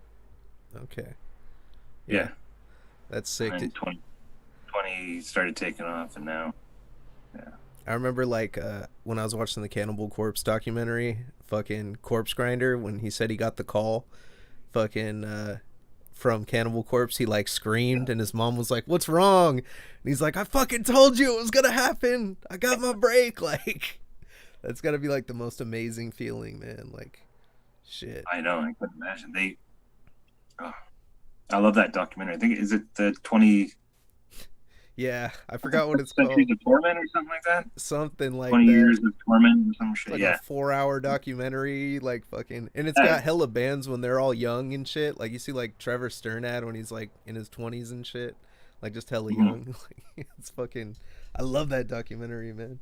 That's what got me into Cannibal Corpse. Like I told you, I was so hard headed about them for years, and Oh, I was watching a bunch of documentaries. I watched like the Death documentary, and then I watched that, and I was like, oh, I gotta give this band a listen. They're like fucking the forefathers of this shit, like they're one of like the dopest, OG bands that are still around, you know. yeah. They just put out a new album. I They're still know. going. Oh god, I got the uncensored vinyl of that. You collect vinyl? Yeah, yeah, I do. Man, everybody collects vinyl on the show. What's your favorite? What vinyls? Fuck. Oh Um, God, let's get into vinyl now. This is the. I gotta just this make the is vinyl the section. yeah, this is the third part of the show, I guess, the vinyl section. Yep, the vinyl part of the show. I have a bunch of it, but they just have a couple of loose things that are out right now. Um, Kind of a mix of stuff. I can grab another one, but this is one of my favorite bands. It's probably hard to see. Artificial Brain. Yeah. Oh wow, that's a hella cool cover too. Yeah, yeah. I think the disc is red. Oh yeah, it's got the marble finishing. Oh shit. Damn, that's Yeah. hella dope. I don't know if you ever listen to these guys, but they're incredible. I haven't. I gotta when I message you after this, you gotta send me some recommendations. Yeah.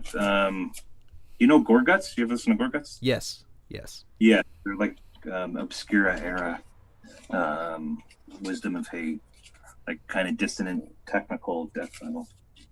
Um, Incredible. This is just on the other opposite side of the spectrum. It's obscure 70s, actually late 60s electronic band. Oh what? Silver Apples. Yeah, so they just use like synths and like Moog synthesizers. It's just synths and drums. Oh, Just that's the two. hella cool. I don't think it's a special vinyl. Just black. Yeah, it's really cool. Yeah, I'm gonna check that out for sure. I love listening to like older music and shit. I just started listening to fucking what are they called? ELO? Electric Light Orchestra or some shit. Yeah, yeah, yeah. Yeah. There's so much shit to listen to. And there's this prog, like I told you, I was a big prog rock fan. So this is the bassist from Yes. This is a solo project from the 70s. I think. Is that a reprint? Or is that like the original? This is, I believe, original. God damn. 75. 1975. How Really much cool. you drop on that? That's crazy. This wasn't too expensive. It was probably like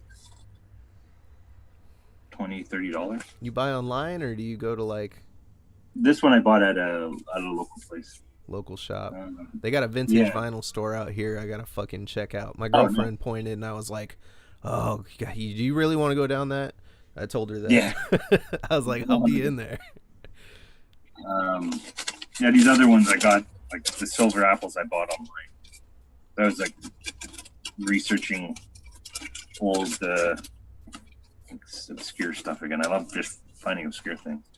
And they bought the artificial one. And I have a bunch of Frank Zappa and what else is there? Bought a Dream Theater. You got full Discogs for anybody in vinyl? Discog? No. I've never tried Discog. Actually, no, wait. Once I bought a Dream Theater bootleg CD. Okay. I've only done that once, yeah. Do you use it? Mm-mm. Yeah, I wasn't sure at first, but if you find like you just got to look at the ratings and read the reviews. And the guy had like 1,000 5-star reviews or something. So, and I got my CD in good condition. So No shit. That's fucking cool, man. I might take a fucking dive. Like, fuck it. yeah, just look at the reviews and they're rating them, their stars. Yeah, no, I'm always weary when I'm buying shit on like eBay or whatever the fuck, because I'm like, order some fucking shoes or some shit, and then I end up getting some like fake ass shit. I'm like, God damn it, these ain't the Jordans I wanted. They're like the Nike swooshes backwards and shit. Right down. The logo, he doesn't have a ball. It's just him, or I don't fucking know. I'm like fucking. I've never tried eBay. Yeah, I buy. Oh man, I get so much bullshit off the internet. What did we buy? We bought like a fishing pole off Amazon. It was like fucking this big and shit, and it. I was like, what the fuck? It didn't even have like the size on the thing, and it looked like a full size fishing pole. It was like a little fucking miniature fishing pole. Like what the fuck am I gonna catch with this shit? Like, god damn. Fuck, man. It's fucking wild. You still got time? Am I keeping you too long? Or all right, for Yeah, I sure. could go for a little bit longer. All right, we're doing it live. We're streaming until tomorrow morning, everybody. Fucking just shooting the shit. Fucking, is there anything that you want to tell anybody like like like fans or like people like that listen to your music? Well, that's fans, I guess. Is there Yeah, anything you want to tell the fans that like I don't know? yeah. Well, I have to give them a huge thanks for supporting for all my supporting all my bands. Um, that's incredible. The response has been great for everything that I put out, and I can't believe it. So I appreciate everything. What do you want them to give you? Like when they see you, when they go to your shows, what do you want them to bring for you? Bring for me Yeah, what do you if they bring it if your fans decide to bring things for you, what would you take? new guitar. That'd be Okay. nice. New guitars, everybody. That's it. Bring Daniel new guitars. He's gonna just have a shit ton of guitars now. Everyone's gonna bring you all sorts of fucking guitars. They're gonna Has to bring be you Ibanez. Ibanez. And they have to be Ibanez too, because Daniel only plays Ibanez. Um, fuck, that's fucking sick, bro. Ibanez all day. I almost went Ibanez, and then I fucked with the Jackson, and then once I just held it for the first time, I was like, ooh. I was at Guitar Center, and I fucking hate Guitar Center. They fucking suck. Like, I mean, Never been. oh yeah, it's literally like Walmart for guitars. Like, they're assholes. Um, fucking so yeah, I was at Guitar Center, and I was waiting for the Jackson Kelly that's coming out. Green Crackle, Brandon Ellis signature. It's like he got his own guitar from them, and Oh, I, nice. I wanted to get it, and they had this soloist, which is like it's like a regular shaped guitar or whatever. I'll pull it up. I wonder if it's gonna be see through. I never pulled it up on here. I bet you it's gonna be I see have a through. Jackson actually. Yeah, look, I can probably reach.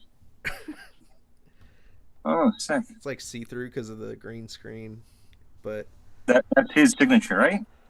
this isn't the signature. His Oh, is like no. it's almost like an Explorer type shape. It's called a Kelly. Yeah, yeah. Sorry, yeah. Yeah. That's right. Yeah.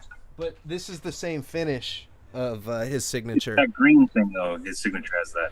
Green Yeah. Crackle. Yeah, they do. Green They use fucking they put like a chemical on it and shock it, and it Ah, makes those lines. It's so bizarre the way they do it. And I saw this little guy, and someone stole the tremolo arm off of him, and the back plate was missing, and it was like there's like some yellow staining on the neck of it, and the Floyd was like completely bent in, like like they literally just like threw some fucking strings on it and didn't do it properly, yeah. and it Yeah. was marked down like $200, and I was like, Okay. I grabbed it and I was like, can you guys give me a fucking deal on this? Like, I already know it's on sale, but this, like, come on, this is fucked up. Like, this is a bad look for you guys. Like, but they, they didn't know shit, and they're like, we'll give you a free gig bag. I was like, I'll take that. And I got it. Oh,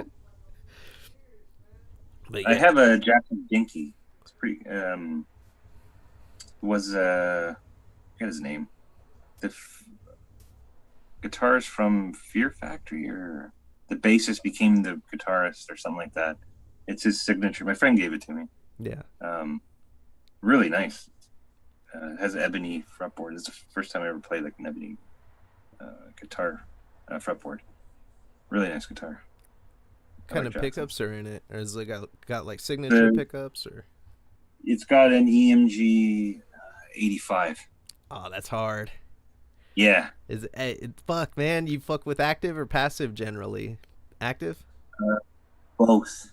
Both. Yeah. This one's active. This guy. Sorry. Okay. Do you prefer doing like your solo takes or like internal infestation with passive, or is that active? Well, this one, because I used it for everything on that. This one's active as well. Okay. But I have a preference. It's just whatever I'm using at the time. Yeah. whatever you're Yeah. feeling. I feel you. I got like a Yeah. BC Rich War Beast I pull out sometimes, and a fucking Oh, I got a Paul Reed Smith that I fucking yeah. custom 24. I love it. Like it's just not.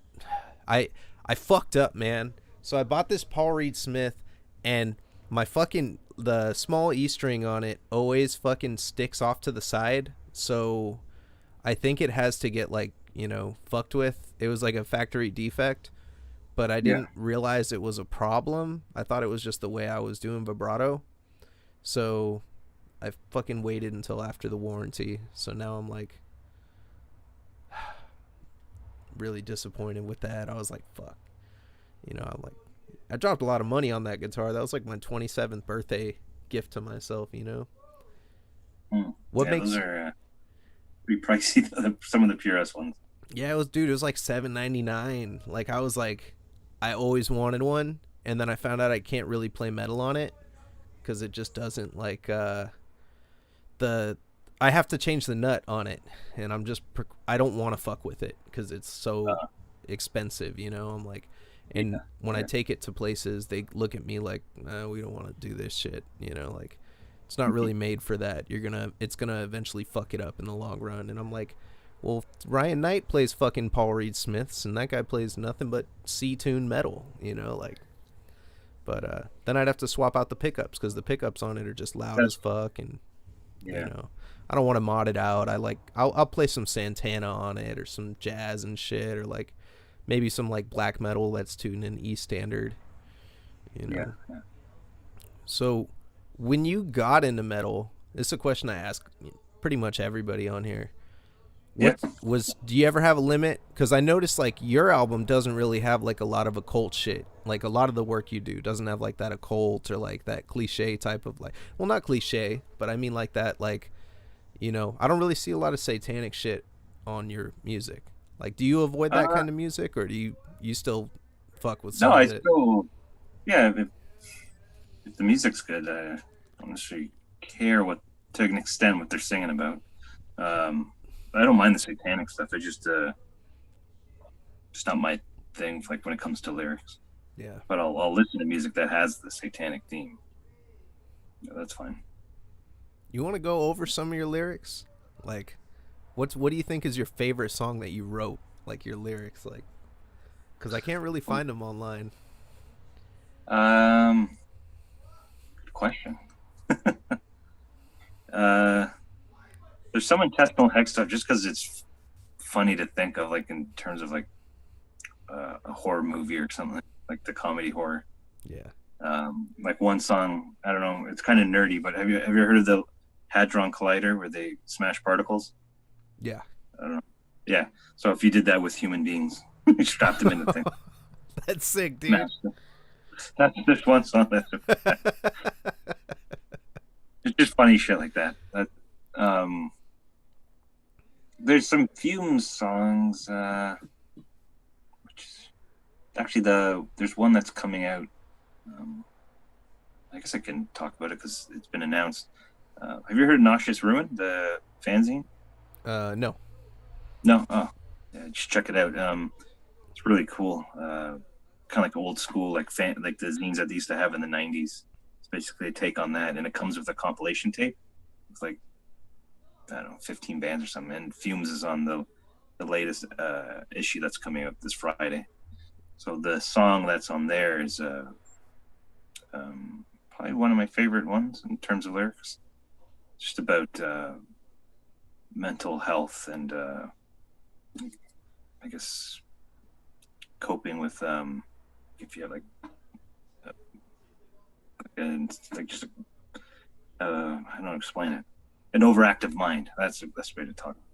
Yeah. So the way the vocals are arranged in that are kind of um, expressing like what's going on in someone's head, having multiple voices.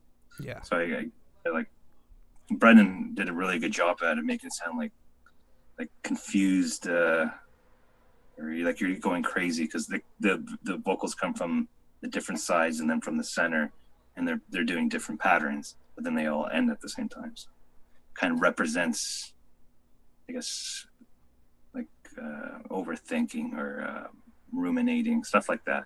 Yeah. It's like too much going on. Like I fucking Yeah.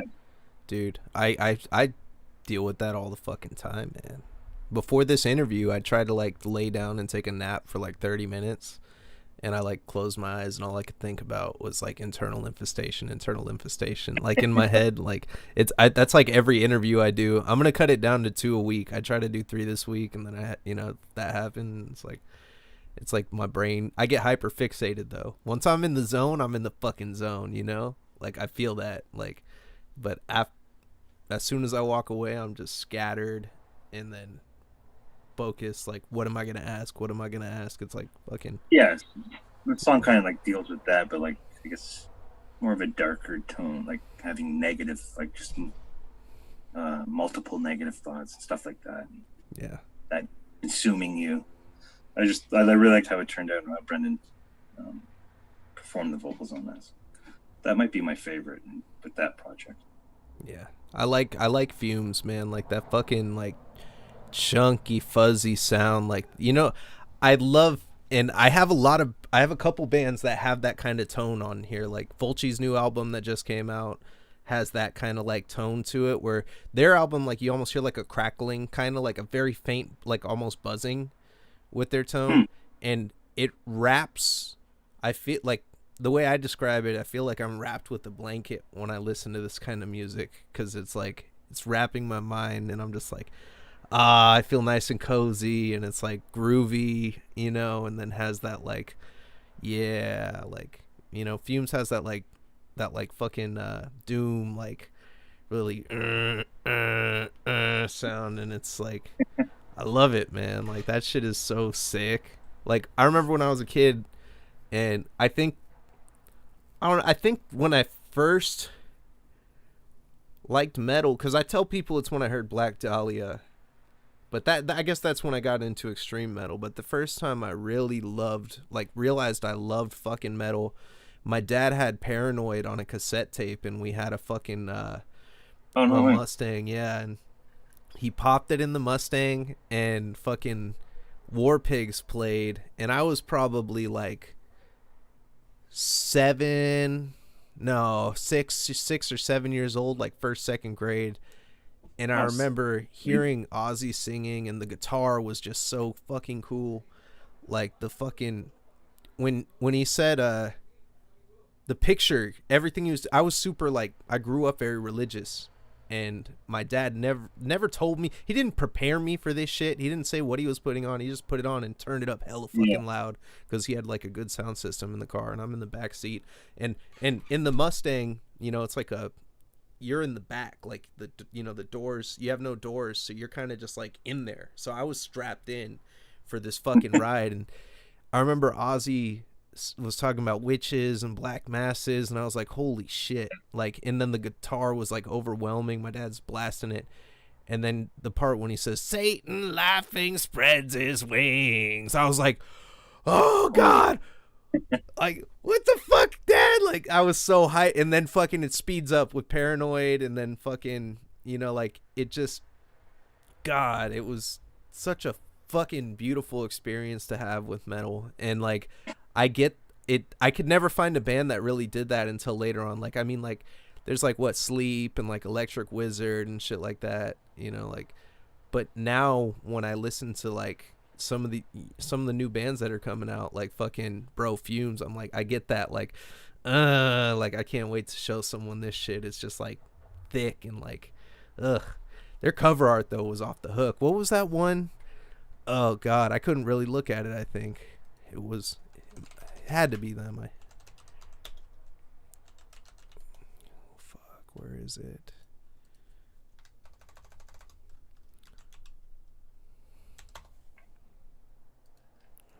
Sabbath art cover?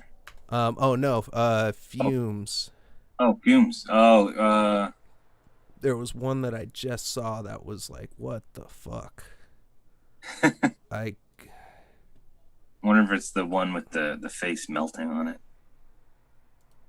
Trying to find it. I think it was fucking. or the compilation one. That's a really The one with Thorn. That's the oh, the fucking split. yeah, Yeah, dude. The split with Thorn was fucking hella cool. That shit Thorn's great. just ugh. I like I don't know. I get like you know that like phobia. What's it like? People are scared of tiny dots and shit. Sometimes when I see too much detail in some shit, it's unsettling to me.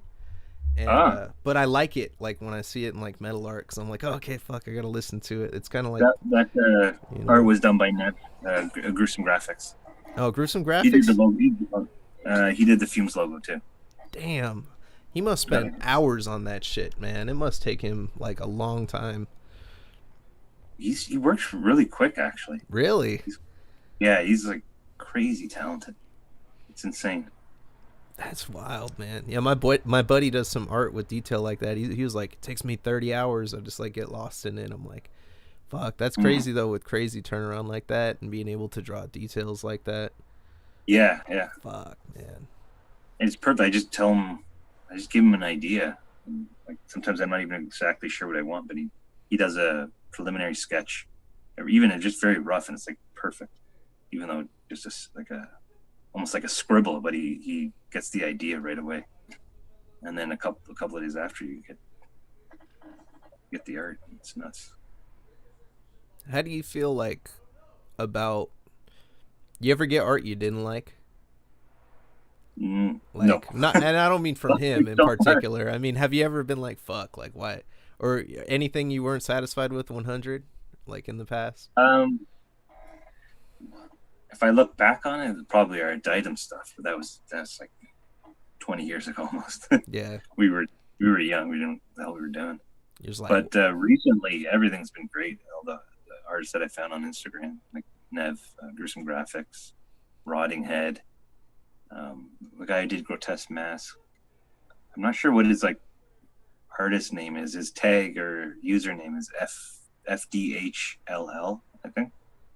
He's on Instagram. He's really good. He did the logo for me and both demo covers. damn. That's great. I love how everything's a fucking click away now. You remember like Yeah, back in the day you'd like have like that one dude that somebody knew that like, oh yeah, this guy draws shit and then you're like, you give him like $50 and you get some shit, you're like, that's cool. Thanks man for putting the good time enough. into it. Like, yeah, Yeah. exactly. That'll be it. That's it. Like and now you're like, fuck, there's so many artists that are on the internet, with their shit and like they all got like it's hard to pick. It's hard to choose. Like unless you establish like a relationship with somebody. Like I have Rotting Rain doing a logo for me right now. It just Nice. yeah, he's He gonna did. do. Oh, sorry. Oh, go ahead. No. Oh, you go. Oh, he did the art for Towards Degradation. It was a demo that I put out for Fumes. Oh, okay. So you worked with It's him really too. good. Yeah, it's the melting like face, and the hands are like reaching out. Yeah. Yeah, he did a really good job. It's such a small fucking world with metal, man. Like Mm-hmm. I talk about it all the time. The 6 degrees of separation. It's like fucking just like there's like 3 degrees in metal. Fucking same thing with the wrestling world too, because it's hella funny. Like I'll talk to this wrestler that knows about this wrestler that knows this one, and it's a trip. Like God, I want to bring the worlds together. I'm gonna start doing shootout interviews where I got like a wrestler and a band. Oh, nice. That'd be hella sick. And It then goes like yeah, wrestling and music like, pair well perfectly. yeah, like it's the same culture, just different. It's like these wrestlers are traveling city to city to wrestle in different Yeah, places, and these yeah. bands are traveling to perform in different places, and like they all kind of know each other. Everybody like it's the scene. I love the fucking Mm. scene, man. The scene's fucking wild. What like were there any bands that you listened to like in the scene when you were doing shows and shit where like you were just like fuck like when you heard them like Um, in up in like Toronto? local, like Yeah. oh, in Toronto. Not so much Toronto, but Montreal. Um, they're still around. There's a band called Augury. They're like a technical kind of progressive death metal band. And when I was in Diadem with Brendan. One of our earlier shows was with Augury, and that's probably like one of the local bands that just blew us away. Like at the time, they were more local. Now they're fairly popular. Over the years, they've got a good following going. But at that time, yeah, they blew us away, and then we became friends with them too after. Really nice guys. That's hella cool. You guys be going to Shout Tim out. Hortons together? Is that the shit out there? What the fuck is up with Tim Hortons, man? I don't know shit about Canada really, but I know That's that. all right. Yeah, it's pretty good. I don't really drink coffee. I like donuts, so Okay. I'll go there for the donuts. They're okay. Fuck, man. You've been in the States, right? Like, Yeah. you've been A to few Vegas? times, yeah. No, I'd like to go. Ah, brother. Oh, your next fucking birthday, your next fucking anything, your next weekend where you have a little bit of cash. Yeah, come to fucking Las Vegas in Nevada. It is, bro. It is the. You ever been to Disneyland? No, not yet. You got to play Disneyland one day. It's We'll do Disneyland and then Vegas. We'll do a yeah, go to LA but no, Vegas, bro. It's I describe it as Disneyland for adults. Like you're gonna fucking you go out there, you like it's not just like people think Vegas is like gambling. I'm like, dude, I go to Vegas. Literally all the best food in the world is like in one fucking block, and then like all the liquor. I don't know. Are you a drinker? You drink at all? Or? once in a while. Not a huge drink. I haven't had like a drinker on yet. So yes, for food, I'll go for the food. Yeah. Oh, the food. So you're a foodie. Yeah. Yeah. You be posting pictures and shit on the private IG or I'm not a foodie, but I love to eat. Yeah. So you eat anything or like? Yeah, I'll try it for the most part. Crawfish? You ever had crawfish? No. No? Oh, you gotta try crawfish. It's good. There's barely any meat in those suckers, but it's like good. They're like mini. Mini like, lobsters, right? Exactly. Yeah, they're little fucking guys. You like lobster and shit? Prefer a steak. Oh yeah. What you ever? Steak. You ever have that Wagyu shit? The A1 Wagyu or A5? Yeah. I don't think so. No. Oh, dude, you gotta try the Wagyu. That shit is so good. It's crispy on the outside, super rich on the inside. You know when you get a good filet mignon? A mignon? Yeah.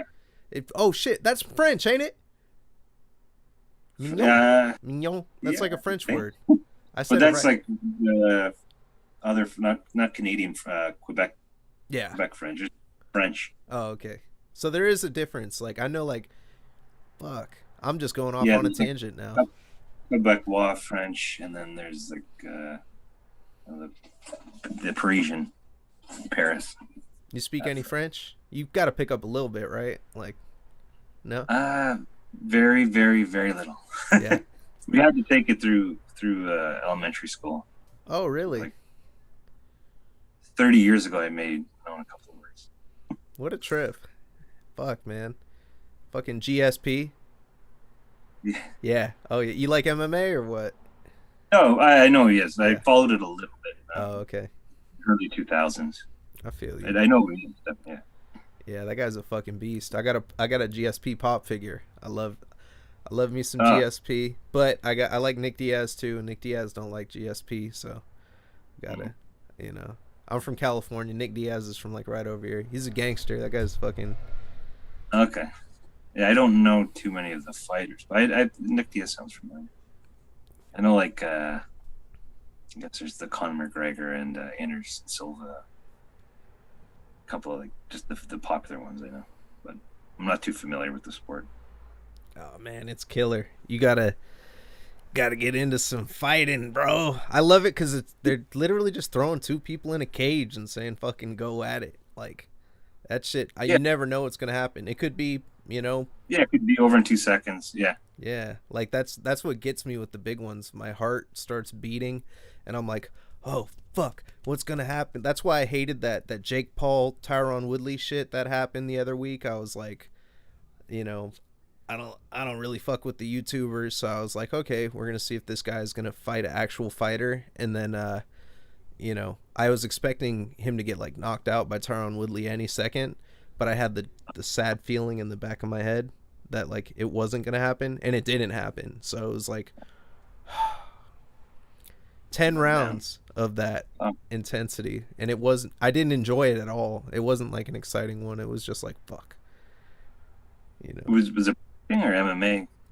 So it was boxing, but it was an ex MMA fighter who used to be a champ, and they had him fight some random guy off YouTube, like who's And he couldn't famous. beat him.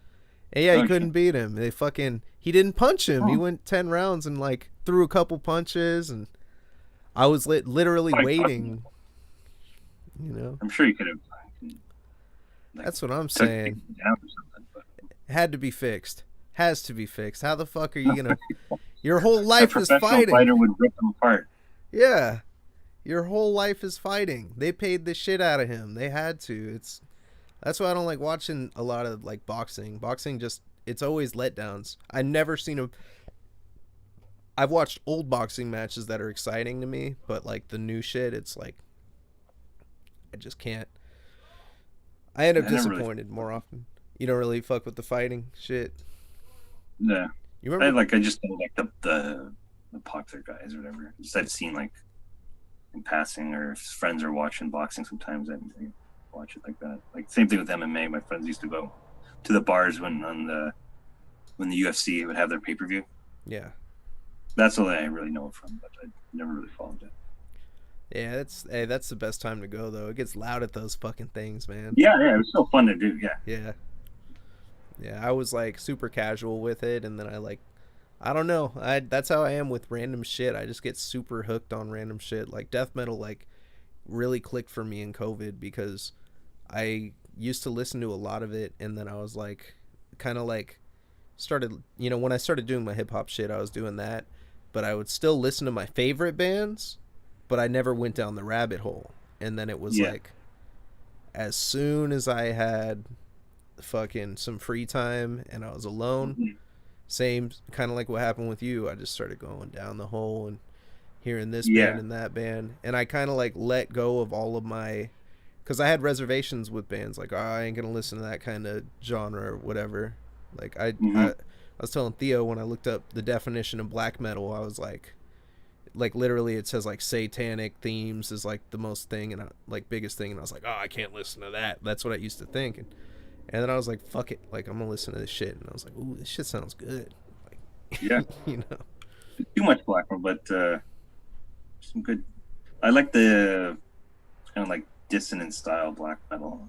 Um, it's a good band. There's a new one called on Transcending Obscurity. What are they called? Gotta have to check them. Oh no, Nexus. I'm forgetting their name. I'll send it to you. Yeah, I gotta hear that, man, because That's really fun. It's I different was style. It's not like the traditional black metal. It's, I guess the best word to use is dissonant, just kind of fucked up sounding. yeah, I like that like organic sound. Like I was listening to like, how like old metal albums used to have that like fucking like you can't really call it lo-fi, but I guess it kind of is like where it That would sounds just. okay. So you like the raw black that like really I like kind it of all, to be honest. Like I'll listen to anything. Like I fuck with tight shit like Derwig Unafraid. This is like the fifth time I've mentioned them on the show. Derwig Unafraid. You heard of them? no. Oh, brother. Oh shit. I gotta send you. This album made me fucking cry. It made me the first track on their self-titled. I'll send you the song. You gotta play it at loud volume. I actually had to order their shit from Germany, and I felt so stupid because I ordered like all their tab books and I ordered like all of their shit from Oh, Germany, and like because I wanted to make a big order. If I'm paying like all this money in yeah, for that. shipping. You don't want to just order one thing. And come to find out, like after I ordered it, they have a store in the States. I just didn't have the link to it.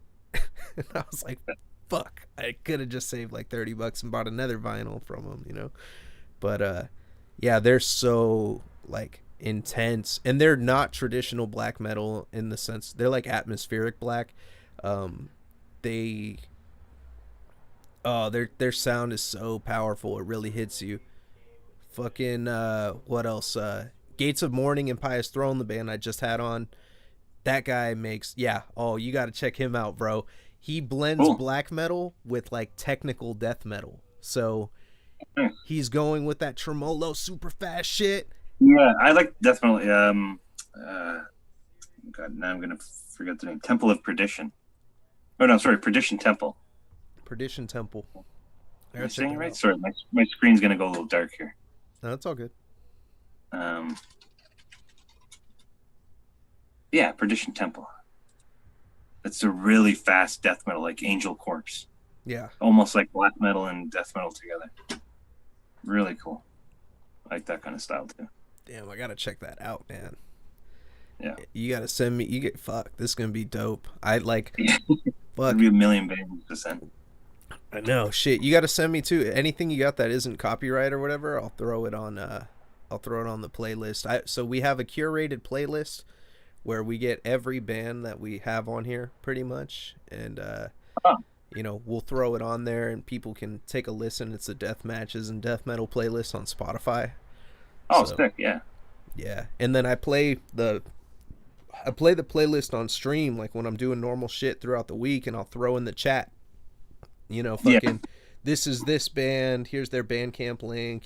If you like it, fucking go there, and you know, it's pretty dope, man. Like, I want to cultivate a community of just fucking people that love death metal and watching people bleed in death matches. Like, shit, you ever seen any like hardcore Perfect death name. matches? Oh yeah, I've been following wrestling for like 30 years Oh yeah, since I was like a kid. I don't follow as much as I used to, but yeah, I've watched like, all that kind of back in the day, the old ECW or XPW. Um, I don't follow this like the underground stuff anymore yeah. or the hard yet, but I've seen those death matches like the old Terry Funk and Mick Foley matches, the C4. Yeah.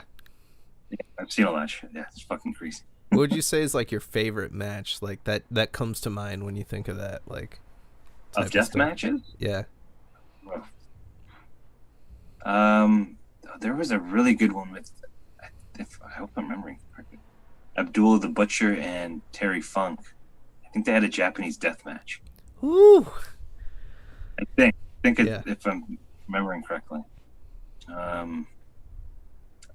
can't. I guess the Terry Funk and the Mick Foley matches are classics. Oh yeah.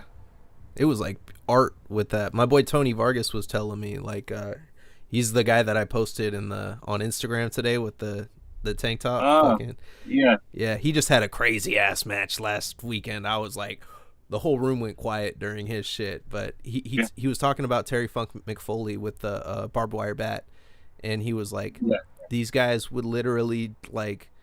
He said they would tease the crowd because it's like, when are they going to use this thing? They didn't go all out, and do all this. He calls it like yeah. That's true. he calls it a cheap pop, like, and he's going to talk about it on the show. But he basically says like yeah, anybody can make anyone bleed, and it'll freak the crowd out and do shit like Yeah, that. But he said being able to work the crowd with the stuff that you're doing is yeah. like, That's the whole point of wrestling is to work the crowd. yeah, Yeah, it's amazing. Fuck, dude, that you would have loved the conversation I had with Sheik. That shit was like, Dark Sheik does that shit so well, like so well. Literally, I was at a show the other weekend, and Dark Sheik like literally could get the crowd to start chanting some shit, like just by repeating it 3 times and saying the right things, like, and then slowly saying the words. Like, she got someone to totally chant some shit against somebody else at like a small, really like personal show, and I was blown away by it. I was blown away. Like, yeah, man, I love that shit. Like, I remember the promos people they used to cut, like The Rock when I was a kid. I hated. oh yeah, Remember when everyone hated The Rock, and then yeah, everybody loved The Rock? Like, I think it was like, wasn't he like Vince McMahon's like little buddy for a little bit? Like, he was doing everything Vince McMahon wanted him to do, and then he turned on him after Stone Cold did. yeah, yeah. There was yeah, he was with the McMahons for a little bit. It's been so long since 20 years ago, I would have known everything. Yeah. But yeah, I think they had a fact she was with the McMahons at some point. Yeah, he was like their muscle for a little bit, and people used to Yeah, hate him. They'd be like, "Rocky sucks, Rocky sucks," yeah, you yeah. know? And then Yeah, he's just such a good performer that he could switch to a face, like no problem. yeah, dude. I fucking love that. Like, and then like the heels that are kinda like fucking, the heels that are like still loved by the crowd, but like my boy Tony Vargas, he is a heel. Like he is just a straight heel. He don't want anybody to cheer for him when he comes out there, and he does a good fucking crazy job at it. He What's lit he from? What league is he from again? UGWA, Underground Wrestling Association. Yeah, Okay.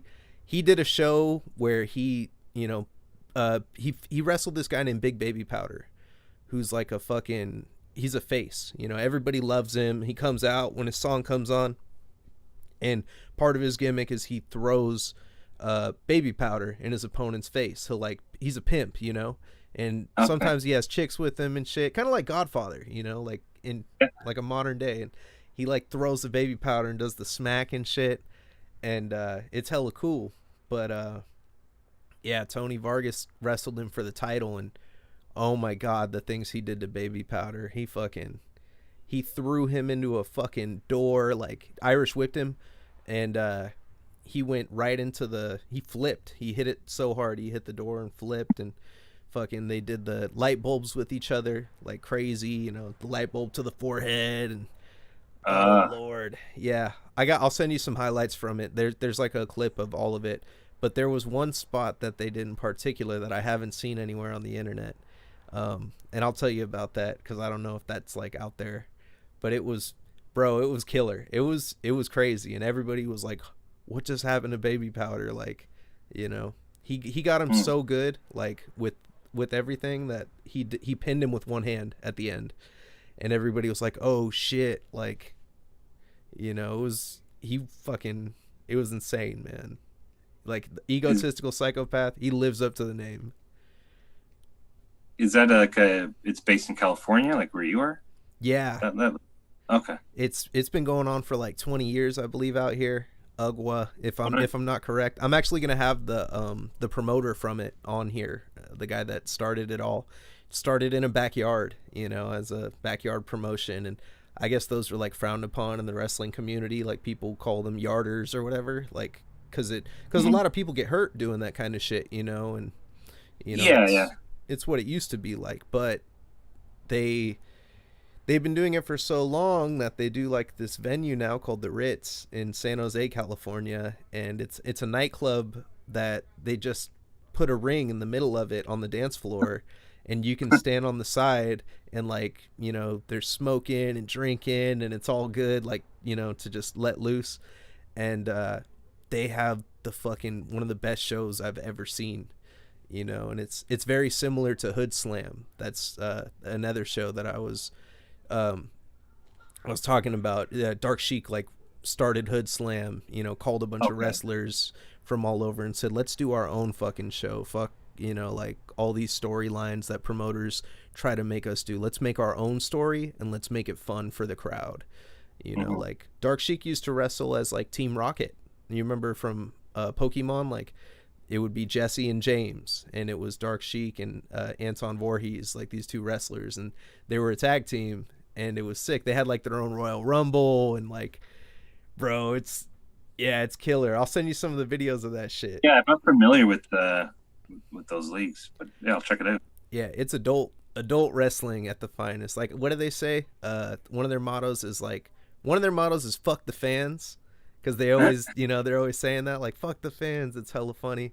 They do what they want to do, but it's entertaining and it's great. And then they say, "Leave your fucking kids at home," because this is like adult wrestling. Like, they got a dude named Devil Daddy, and this guy like he comes out like wearing like lace, and he has like little devil horns, and I don't know if he's like a bodybuilder or a stripper when he's not wrestling, but he's like always like fucking doing like Val Venus type moves. Like Yeah. it's so fucking cool, man. But he does it like he'll be wrestling a dude and then he'll start like it's just so sick, dude. The shit that they do, it's fucking fun, man. And yeah, I'll show you that shit, but fuck, man. You got anything you want to plug right now? I think we're probably running right now. What can I plug? Oh, well, let's plug this. I think all the tapes are sold out. Funeral hymns. Oh, well, I should say first, Goat Throne put this out. Goat Throne Records. So I've got to thank Aaron for putting this out. Then Nicola from Funeral Hymns, they're a local label here in Canada. He released the CD, so that's still available, I believe, on his website. So if you're looking for the CD, check out his stuff. Fumes, I got the compilation coming out this Friday for Nauseous Ruin. I'm working on the full length. There's a split coming out. I don't know if I can mention that yet, but it's with 3 other killer bands. Hell yeah. Grotesque Mass, slowly working on new stuff. That's probably next year. I'll have a bunch of new shit coming out. Intestinal Hex, got a repress of the album coming out through Stump Grind Records on cassette. It's coming out on CD through Total Death Records out of Mexico. And last night I just got a message by Old Shadow Records from Brazil. They're gonna issue it in the Brazilian territory. So that's fucking cool. Fucking international, baby. World tour brewing right here. Got a new Intestinal Hex song coming out next month for a compilation. Working on a split. I'm gonna be announcing that in a bit. Gut Void's recording full length. We've got the split out with Bloodsport, Coagulate, and Soul Devourment. I think it's still available on some distro sites, on CD and cassette and vinyl. And what else? I think that's it. Am I missing something? Do you have an ETA on the Internal Infestation shirts coming out? Possibly later this year. I just got to figure out, obviously, the money situation. Yeah. Have you guys reached out to Night Night Shift Shift merch? Figure out merch? the cost for it now. Pardon? Have you reached out to Night Shift merch? No, for this one, I've got somebody for this one, but I definitely would like to work with Night Shift merch. I just saw some of their stuff recently. They have a nice Funeburn merch. You heard it here first, Kareem. I need that sponsorship. I need that sponsorship, Kareem, and I got mad talent right here, baby, with beautiful merch. We just got to put it to print. You know it's gonna sell. I would love to work with them. Great stuff. Yeah, hopefully later this year. I guess there's not too much time left to this year, but if I can make it happen, maybe we'll see. No guarantees, but there's definitely shirts coming. Hell yeah. Well, you heard it here first. We are definitely getting an album next summer, mid 2022. Now, maybe it could be out as soon as that time. We got all sorts of stuff coming right here. Daniel, thank you so much for fucking making it in, man. It was an absolute pleasure having you on the show. Definitely, when some stuff comes out, would love to have you again as well. Yeah, man. Thanks a lot for asking me. Oh, fuck yeah, man. I love to pick people's brains, man. That's my shit. I like picking. That sounds like some shit that would be in an Internal Infestation song. Picking a brain, like literally picking through a brain. There's a song about brains on there. The last song about parasites. Ooh, so that's picking a brain. You know what's hella funny? I googled Internal Infestation because I had to get the art and everything, and I saw some actual Internal Infestation. I was like, oh god. It's actually, the name came from an old death metal band called Abhorrence. They're a Finnish death metal band. I don't know if you've heard of them. Mm-mm. Check them out. Yeah, I'll peep that. Fucking good shit, everybody. Signing off tonight, Midvizzle 2. We were just chilling and having a blast. And sponsored by Night Shift merch. Buy Night Shift merch shit. Yeah, baby. Good night.